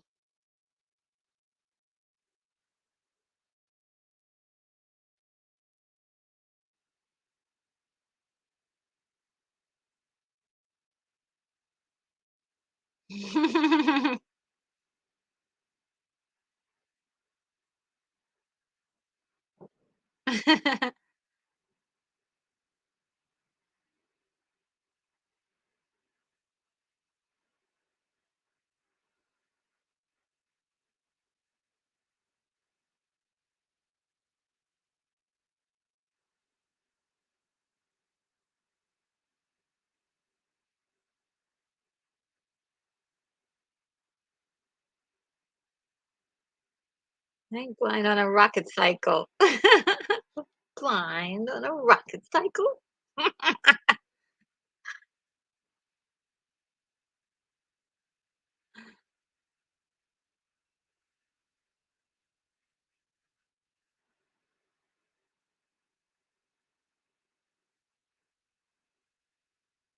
For what? We're given a double a second chance. Aw, I love that part.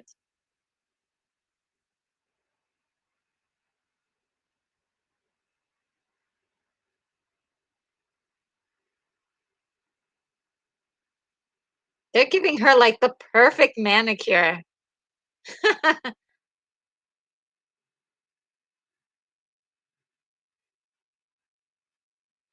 Wow, that's aggressive.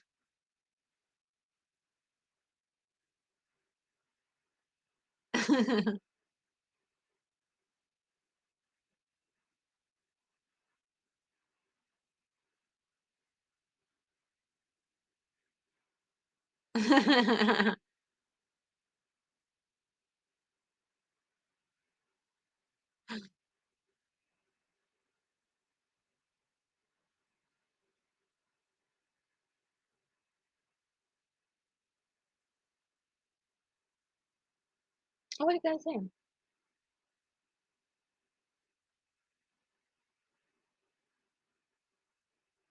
Yes, Matthew, this is such a fun movie. I just have so much fun watching it. Oh, William Curry is here. Hi, William Curry. Uh, Max von Sydow was such a great actor, wasn't he? Oh my God. And that scene where he's trying to tempt Flash Gordon, it was just um I don't know. It was really good. It was just small scene in a silly movie, but he made the most of it.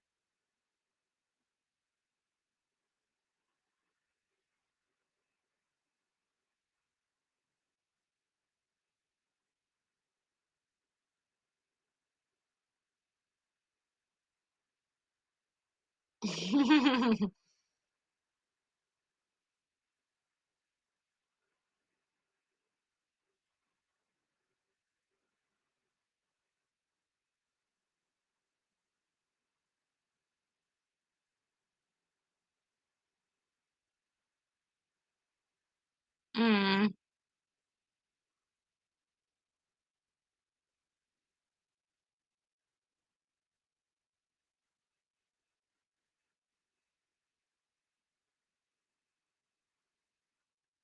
I just love that one thing. Flying blind on a rocket cycle?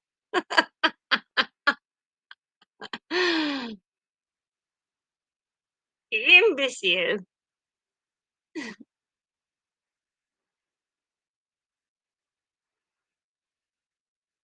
I I I love this lady so much.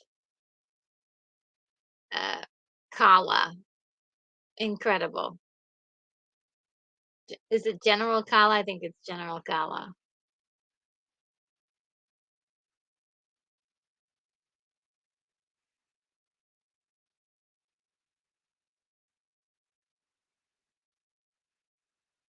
War Rocket Ajax, okay?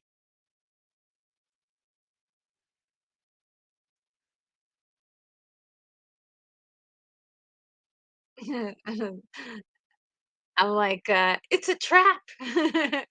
My Star Wars reference is saying, "It's a trap."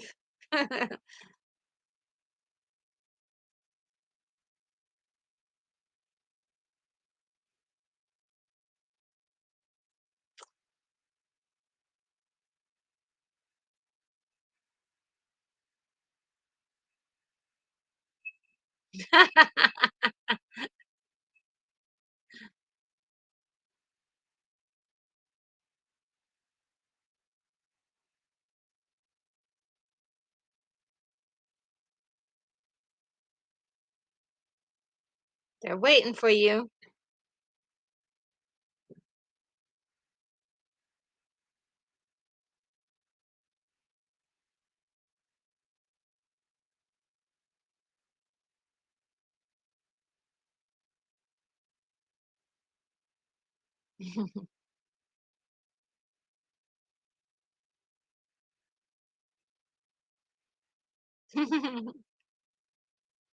His face is so intense, he's like, "Fire capacitors."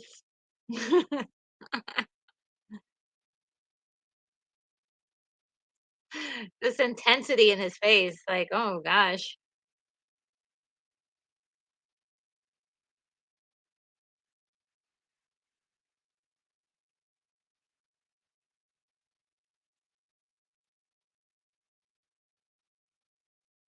This is so beautiful in my mind.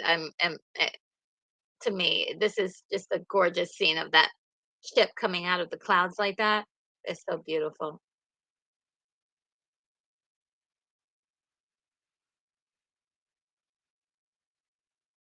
Something out of a dream, really.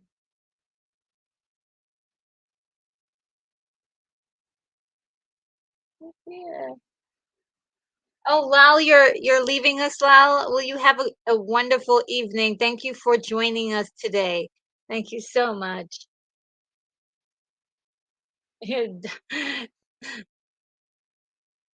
Did I miss dive? Oh no, I missed dive. Dive.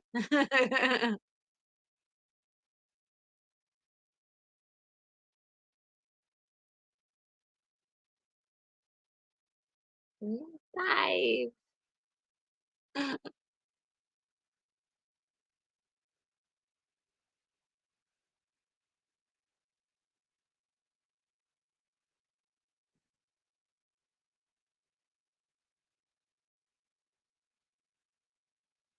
They really went for it in this scene, like trying to make it uh as much of a battle as possible.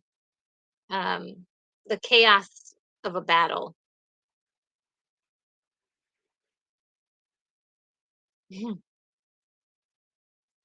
I always like that captain. He's just like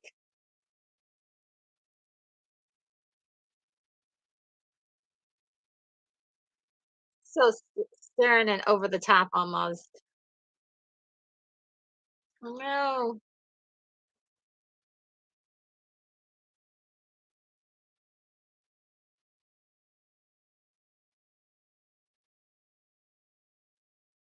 The Hawkmen are really taking a lot of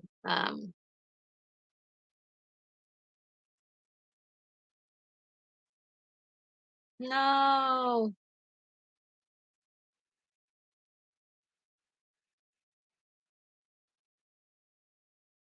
Who wants to live forever?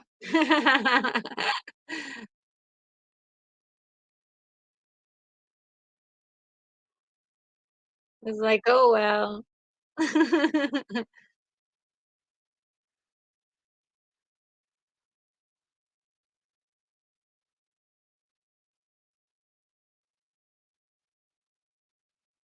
The whole through the whole battle. This is Prince Baron. I mean, Prince, Voltan, he's like, "Ah!" Oh, the whole thing.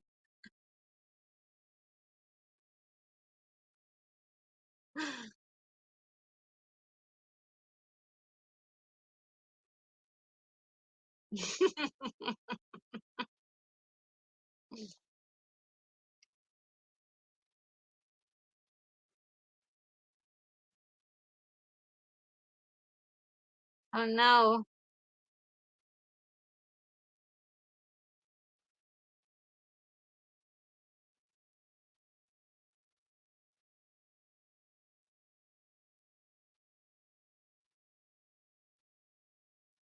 Uh,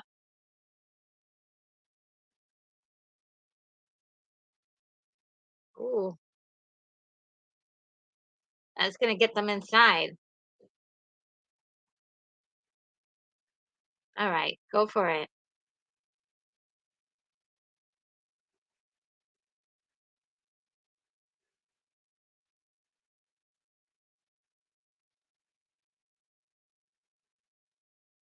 Ooh,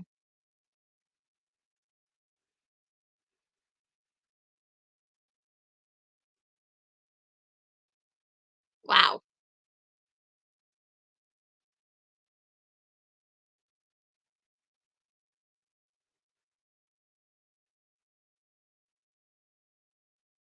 God.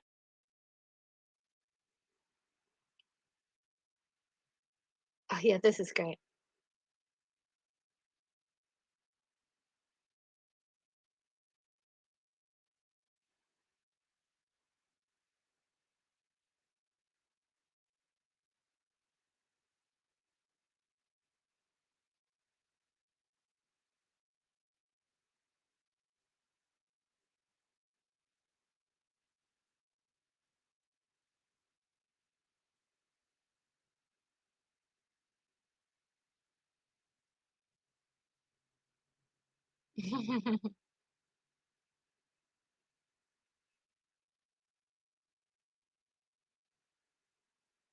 Dangerous girl.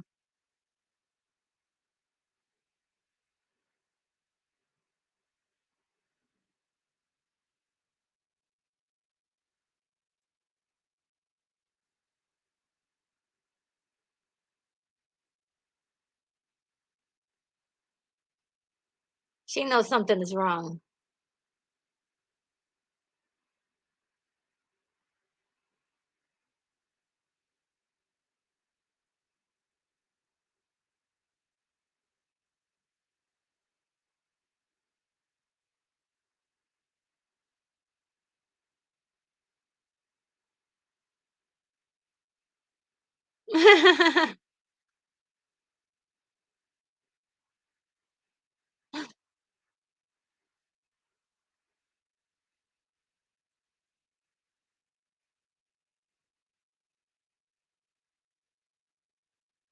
They've got control of the ship now.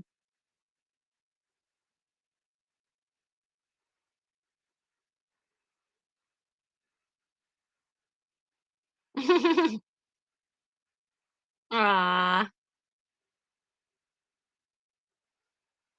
Hero is so cute.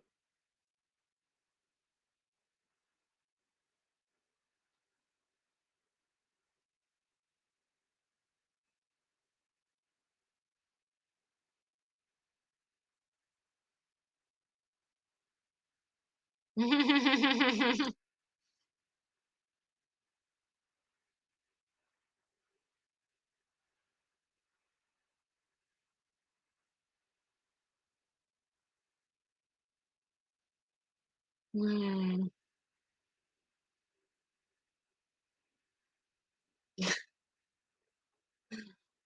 Aw. I always loved this dress that she wears at the end, the black with the shouldered things. Wow.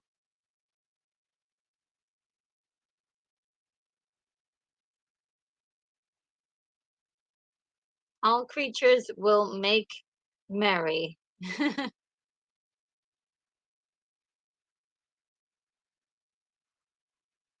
You know, I never noticed that before, that Princess Aura, reaches out to her just now. That was the first time I'm noticing that.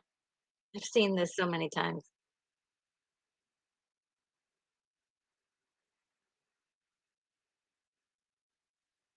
Open fire! Weapons.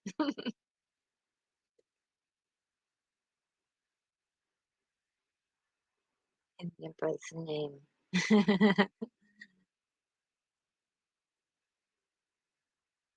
I love how what she does here.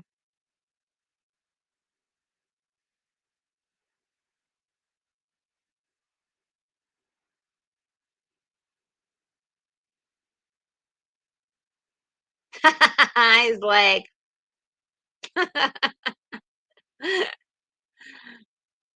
he's really feeling himself.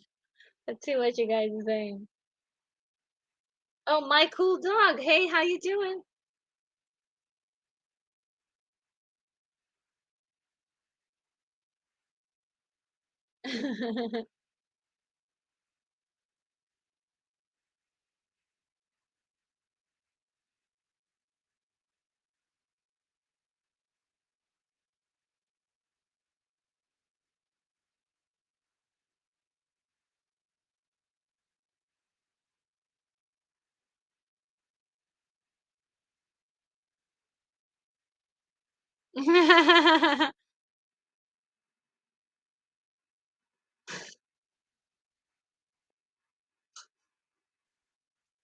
What a message. Like, tell Dale, I know it would have been good.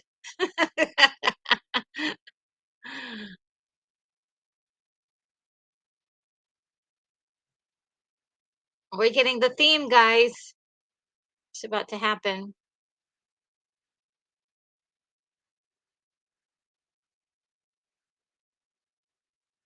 I always thought that it would have been really great if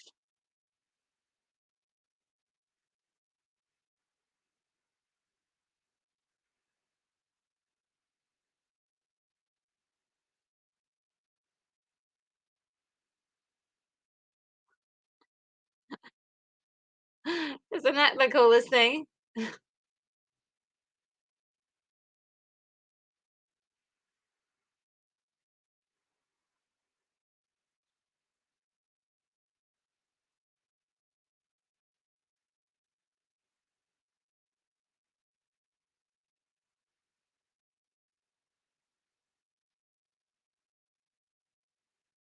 Huh.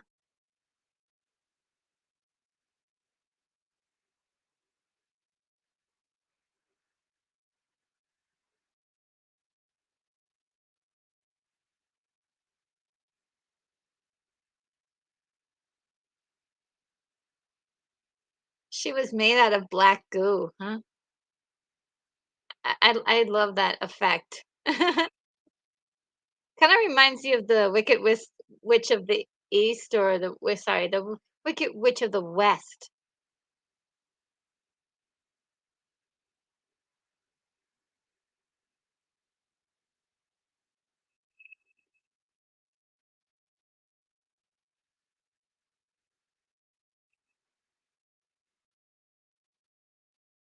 Wow,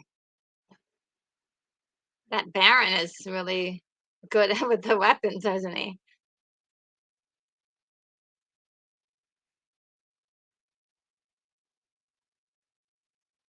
I remember when I was little and I saw this, I was like, "Oh, she's getting married in a black dress."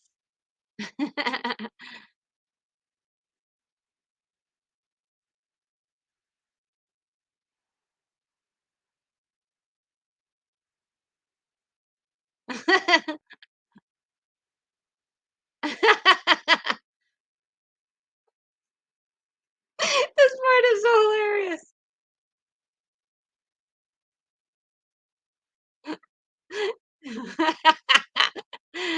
He's like, "Until you promise not to blast her into space."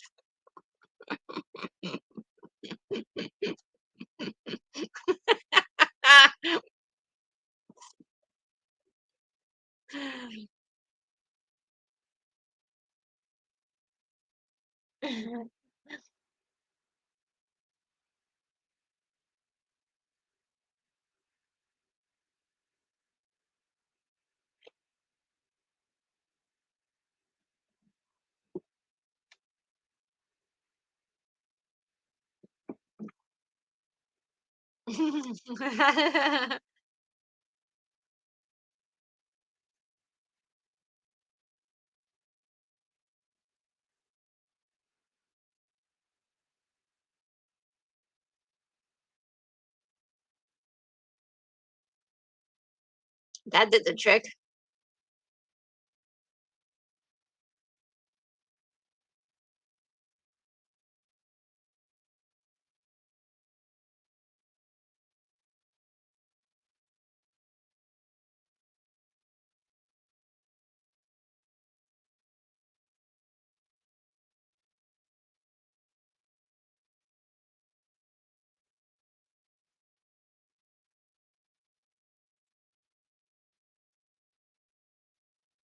I I suppose if this was done today,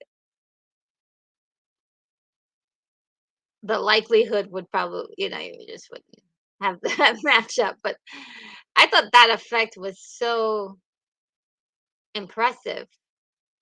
Like even here, like how did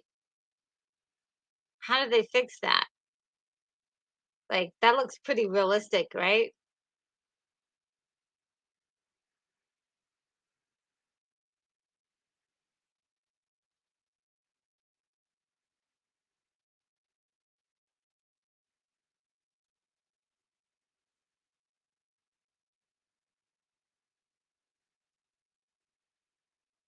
Those eyebrows.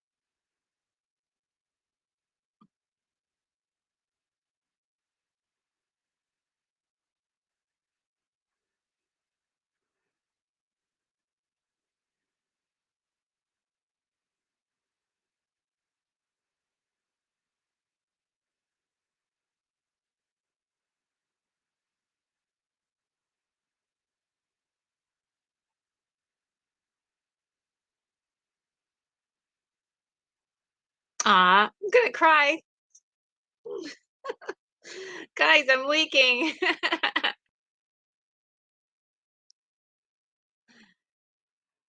I always love when she says that, because 'cause I'm from New York. She's like, "I'm a New York City girl. It's a little too quiet around here for me."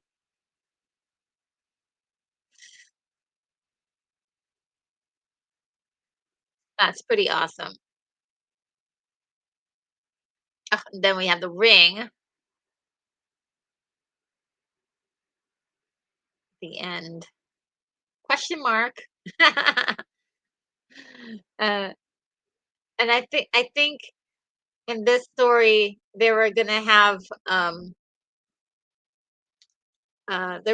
Colitis be the main bad guy for the second movie, if they were gonna have a second movie.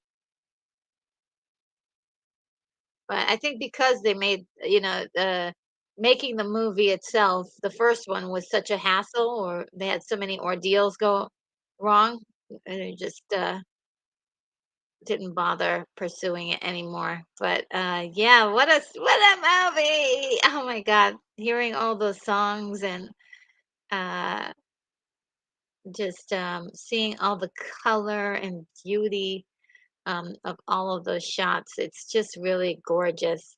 Just gorgeous, guys. Oh, I was leaking there. Let's see. All right, I can pull this down now, and then I can see what you guys are saying.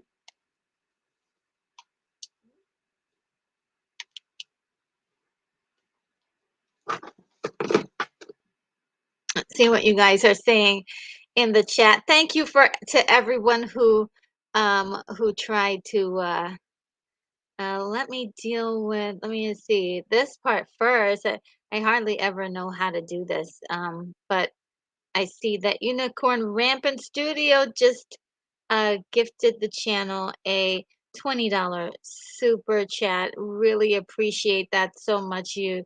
It's very much appreciated. Yay for the leaky eyes. Yeah, I don't know what it is about the ending of this, but I always get a little emotional at the end of this. And let's get you a really cool thank you to show my appreciation for this wonderful super chat.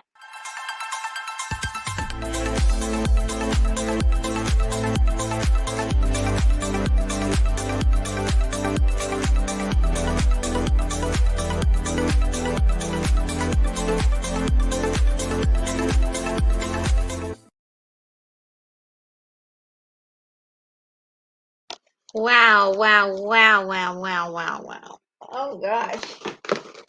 What a treat. That was so good. That was so good, guys. Oh my goodness. Let me see. I'm not sure if I put down exactly what the next video was gonna be, but let me just check to see what the next watch party is gonna be, if I can at least tell you guys what it is. Um, let's see. The next watch party I have scheduled is Adventures of Buckaroo Banzai, guys. Adventures of Buckaroo Banzai. That's the next one. It should be a lot of fun. Should be a lot of fun, I think. Um, yeah, and that's Buckaroo Banzai. That is on the 28th, I'm sorry, the 22nd of April. So yeah, are you guys excited for Buckaroo Banzai? Come on. That is gonna be so much fun. Um, yeah, I think that's what I'm gonna do the next one. Okay, let's see if I can um catch some of it's 7:19 now. I'm gonna go back to 7 o'clock and read some of your awesome messages from there. And Matthew says, and now we get to hear Brian uh, may shred it on the heavy guitar lead. Yes. Oh my God, it's so good. The music is so good. The visuals are so good. And Unicorn Rampant Studio says this is the hero on the soundtrack. Yes. Oh my God. Freaking radical. Yes. Um, And Sean says that shot of Brian kicking over the tripod is coming up. Oh, did I see that part or did I notice it? Oh, oh, I'm gonna have to I'm gonna look at it one more time tonight and see that part. Um and then not now, Baron. Yes, her pushing the Baron away and he's like, you haven't changed. Oh man, and let's see. Uh, and Unicorn Rampant Studio says, unfortunately, they use Stormtrooper blasters. Yes. Um, and Flash makes excellent analytical decisions about the physics of suicide spaceship dynamics. Yes, it's very calculated, and in a in an uncalculated way too. Very casually, calculated. Um, and I do love the lightheartedness of it. It is a very unique position because it's either you take it really, you do it, play it really, really serious, or you play it silly. And this, I don't know, had the right balance of both, so, to be enjoyable. And there is a lot of silly moments in this, but I have to say I just enjoy them. I do enjoy them a lot, and the music helps to really put you in the mood. I've got to see that tripod kick. I must have missed it. And Curry says, some stuff looks good and others not so much. So it makes me wonder where that 20 million budget went. Um, Probably to Max von Sydow because he wasn't cheap, for sure. Um, and let me see where else there's some things for the time period. Um, there was a lot of good stuff in there, but yeah, it is definitely feels like a low budget movie, instead of a big budget one. And for 20 million for 1980 was definitely a big budget movie. Um, and so I wonder where else it went to besides the there were a lot of special effects shots though. So, and lots of composite shots. And so I wonder if that's just where everything went to. Um, and William W. says the whole thing is a masterpiece in my book. Oh, wow. And Matthew says there's the caretaker Grady from the Overlook Hotel in The Shining. Oh, he's in this too, huh? Uh, And the W says, "Such a romantic." I can't help it. Uh, William Curry says, "Dang, now that's a villain's death." Yes, I mean, the way they shot it, it looks. For a long time I was like, "How did they shoot that?" Because it looks like it went through him. Uh,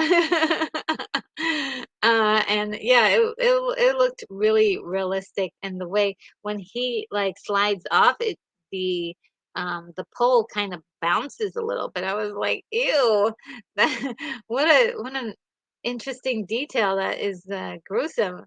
And the Winter Soldier says, "Green blood." Yes, all Mongoans have green blood. This way, when you kill them, then you don't have to worry about uh, the NC, whatever uh, the the rating system, because red blood is what really gets the rating system up there. And William W. I like the practical effects myself. Yeah, practical effects are fun. I like them a lot. And Bonzo Kilborn, hey, he says, "Dive, my Horkman, dive." And Retro Nerd Girl still going strong. Excellent. Yes. Um, and Sam improvised this. He did, huh? Okay. It makes sense. He's like, I thought he was really good in the role, and what a terrible thing that they didn't give him the opportunity to actually use his voice for this whole thing. But there was some significant problems off screen that he was not able to come in to do the voiceover, so someone else had to step in, and they don't sound totally off either, but and it doesn't look like he's doing, it doesn't look like his voice is different, because I think the person who did his voice did created a nice match. I do have to commend them on that. And Unicorn Rampant says painted ears on one of the Ming heads. And those heads were just I mean, incredible, incredible. What a spectacle. William Curry says, "Man, Electro Records is is the name I don't recall for a while. Oh, yeah, Electro Records. Yeah, it's been a while, huh? Um, mm, and Matthew says and sequel bait at the end, which we never got. Yes, the sequel bait is really, unfortunately, they couldn't do anything. I think there was just a problem with connecting with Sam, and also um, they had some plans to have Colitis come back and be the next bad guy, but it it didn't work out, unfortunately. And Malika, it made money. It just not enough, I guess. Yeah, not enough, and especially with the problems that they had. I heard that. I wish that they had done that. Yeah. And oh, Jack's here. Hello from Texas. Great watch, RNG. I saw this in the cinema when it came out. Yeah, me too. What a treat it was to see this in the theaters when it came out. And Matthew says, "Hail, Retro Nerd Girl. This was a lot of fun tonight. Thank you. Thank you for being here. It was wonderful having you, your contributions today. And it was just a great show. Thank you, guys. I'm actually going to rewatch this and see what other things you guys said throughout the chat, because as I said before, I don't get to see this. And as Unicorn Rampant Studios been telling you guys that while I'm watching this, I don't get a chance to really read the comments through and through, but I do catch it on the replay, so I will watch it again. Um, and Jaker said, "I love this song, Hero. One of the heaviest things Queen has ever done. Really rocks." And Matthew says, "Hey, you're so sweet. Thank you, Matthew." And let's see. Unicorn Rampant Studio says it's a hopeful ending. It really is. Just beautiful. I keep looking and thinking about the skies that they created with uh, you know, when- uh, where the skies seem to have their own energy, and so many beautiful colors, and it was just fantastic. I the visuals, they're just like painted pieces of art, and I love it. I love it. And William says it was successful in Europe, not so much in America. And Sam and Dino De Laurentiis had issues. Yeah, they did. And I think that's really what was the cause of not getting that sequel. Jason said another childhood favorite of mine, on on a roll, RNG. Great pick. Oh, well, thank you, Jason. That's so awesome. Because Flash Gordon to me is definitely a classic. I try to watch it at least once or twice a year, and uh, it's great. It's great. And Jaker said, "Oh my God, Buckaroo Banzai." Yes, I mean that is the one, right? It's so unusual and weird. Why don't we get another 1980s classic and watch it? And that's just one of those movies um that is so out there and imaginative, and really puts a big smile on my face. Um, and I wonder if, Jason, you were talking about Buckaroo Banzai, or if you were talking about Flash Gordon. I think you were talking about Buckaroo. I'm not sure, but either way, the same sentiments for both. William W says, "I saw it in theaters. I was 10 years old. Wow, wow." That what a time to get such an impressionable movie. And Samuel Rivera says, "Yes, Buckaroo Banzai, yes." What a movie! What a movie! I can't wait. And it's classic schlocky sci-fi. It's schlocky sci-fi. And Unicorn Rampant City says, "We'll have adventures across the seventh dimension." Yes. And Matthew says, "Buckaroo Banzai, no matter where you go, there you are." Yes. And John Anna says, LOL, I just went back to look for Robbie Coltrane. Blink and you'll miss it. Yes.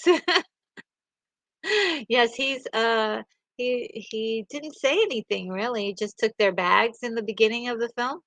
Uh, and Jack says the biggest issue for U.S. box office can be summed up in two words: Star Wars. That's not fair. Flash is a great film, but we wanted Star Wars. Yes, everything science fiction was pretty much uh, uh, in glaring in competition with Star Wars. If it wasn't, if it wasn't Star Wars, everyone was like, "Oh, you're trying to be Star Wars." No, it's just another science fiction story, and it's a lot of fun and schlocky. Let's have some fun with science fiction, please. I want to have fun with science fiction, and I think today we've come to a place where we are having fun, at least, especially in the low budget science fiction areas. Um, uh, what they're doing with low budget movies right now is just incredible. So hopefully I'll get to the point where I can do a watch parties for some of the other like low budget sci-fi movies because they have more freedom to express themselves and have fun. They don't have the budget, so things aren't going to look perfectly, but they have the spirit of sci-fi, and that means the world to me. That means worlds to me. And Facing says, "Hi everyone, hello Facing. It's so good to see you. Um, so good to see you." And John Walker says, "Imagine if George Lucas did get the rights to Flash Gordon. This film wouldn't exist, or or Star Wars." Yeah, pretty much. And I think Star Wars is its own beast now, and it's just grown so much over the years. I'm actually becoming a fan again of Star Wars, but also not always agreeing on everything, but definitely uh, um, understand the purity of where it really stems from. And Matthew says, "Don't forget John Walker. This came out the same year as Empire Strikes Back." We all know who was going to win that fight. Yes, if you just even compare the two Cloud Cities, it's a no contest at all. Um, but at the same time, Flash Gordon influenced um, Star Star Wars so very much, and it it just couldn't win it. Yeah, it couldn't win. No movie could win that fight. No movie could win that fight. The only one that kind of came close was Blade Runner, but Blade Runner was different kind of beast altogether, and we love that, right? I mean, it's Blade Runner was a whole nother ball game. It was set on planet Earth and offered us up a future world that could possibly be Earth's space. And so Bonzo says, "Never too late for a sequel on this one." I want now. Okay, so wouldn't that be kind of interesting if somebody did a sequel to this movie? I would want to see that. I would want to see that. Shannon says, "RNG Baron kicks over the tripod at 1414." Okay, well, give me a second. Let me see that. Let me see if I can pull it up again and see that little piece. Guys, bear with me. I just want to see that part really quickly. Um,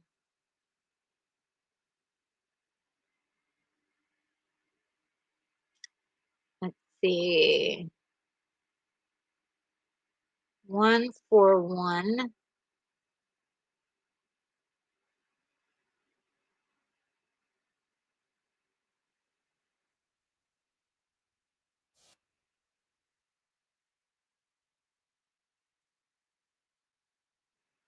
Let's see.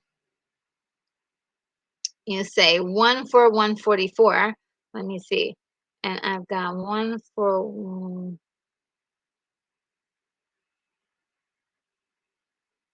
42, 44.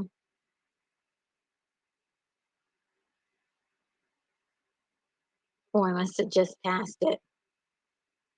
Bear with me, guys. I want to see where that thing happens. Okay. Um,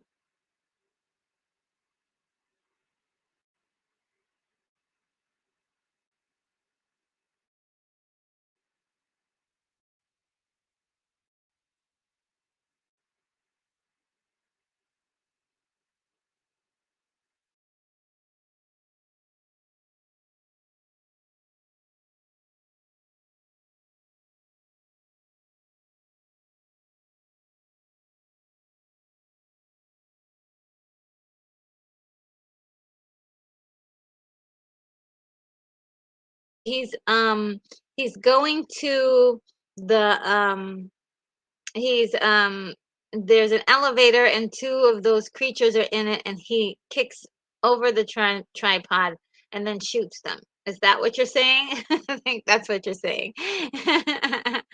And Matthew says, RNG, which do you like better, this or Buck Rogers, the TV series? Oh, well, I really don't. I think they're two different animals in my. They're completely likable for completely different reasons. Um, but yeah, I can't compare the two. They're not similar enough for me. I know a lot of people are like they're pretty much, the same thing, but I'm like, to me, they're totally different experiences. Darth Plater says, you'll never see a sequel to this, certainly not with a Ming that with that Fu Manchu look, what critics call yellow peril. Yes, yes, and so that's something I talked about in my review of the movie. So it's kind of a tough one. Flash Gordon needs sort of like a remake. They have to figure it out uh, because it's a property that really could use a makeover a little bit, but especially for this. Well, see, I think that's why. Okay, so here's the thing. That's why they were gonna do the if you made colitis the next villain, then you don't have the main problem. You know, you don't have the main problem if they did that. If they ever did do a sequel and they just made it colitis. Um, and Kala could also be the bad guy too. So there are ways around. There's always a workaround, I think. But I don't know. The TV show, there was a TV show that happened maybe in the early aughts, and that was not really my cup of tea. They changed it too much and made everything super, super drab instead of a fun, exciting romp. It was like more of a drama. Um, and yeah, they lost the energy of what the spirit of Flash Gordon is. And Rick says, I could have heard wrong. I think Princess Aura referred to her pet as Fellini. Credits only list Princess Aura's pet played by Deep Roy. Yes, he did. I think she did call him Fellini. Um, and he is. It is. Fellini is played by Deep Roy. Um, and Sean says, Rick, you're right. She goes, yep. Yes, we. Ah, man. Yes. And William Curry says, I've got to go. Everyone have a good night. Yes. And I probably am going to close out soon. And Sean, and it says, LOL, you won't have to view it now. I figured maybe you would have to view it later if you. Oh, yes. No. Thank you. You're so sweet. I did. And she's validating your feelings, Sean. Just let her finish. Yeah, absolutely. You guys are so sweet. And and Darth Plato says, Duck Rogers season one, not two. Oh, okay. Yeah, season one was incredible. I don't remember season two. Okay, so guys, I am going to and then Jack says, okay, your sequel is greenlit. Who do you cast as Ming? Yes, and I would just say, we could bypass Ming altogether and just use those other two characters. And there are a ton of characters to just chew up the scenery. I just want someone who's going to enjoy playing a bad guy and have fun with it. Or you can invent another character, right? Completely invent a new character. Um, and yeah, so okay, I am going to uh, head out, guys. Um, the thing that I wanted to let you guys know about is that we are still going through the cartoons of our childhood. That uh, uh, incredible live stream yesterday was so good, and I've done a lot of work behind the scenes to make sure that we get a good list going. And my goodness, it is shaping up nicely. So I cannot wait to show you this on next Friday. And so we've got next Wednesday, we've got The Mandalorian in the morning. We got Friday, we have uh, this part two of cartoons from our childhood, and on Saturday we have a wonderful watch party of Buckaroo Banzai. We're just doing it up next week, aren't we? So that's going to be a lot of fun, and I want you guys. Um, I'm going to play my little video for you for the outro, where you can, gives you enough time so that way you can leave a message to anyone that any of your friends in the chat, any new friends that we made along the way tonight, and also any messages you have for me, anything any requests or any comments. And without further ado, guys, I bid you adieu, and I will see you in the next video. Oh, before I go, tomorrow I will be releasing my brand new video, Willow. It is a complete deep dive on Willow, and I hope you guys will enjoy my that video. So again, without further ado, I bid you adieu, and see you in the next video.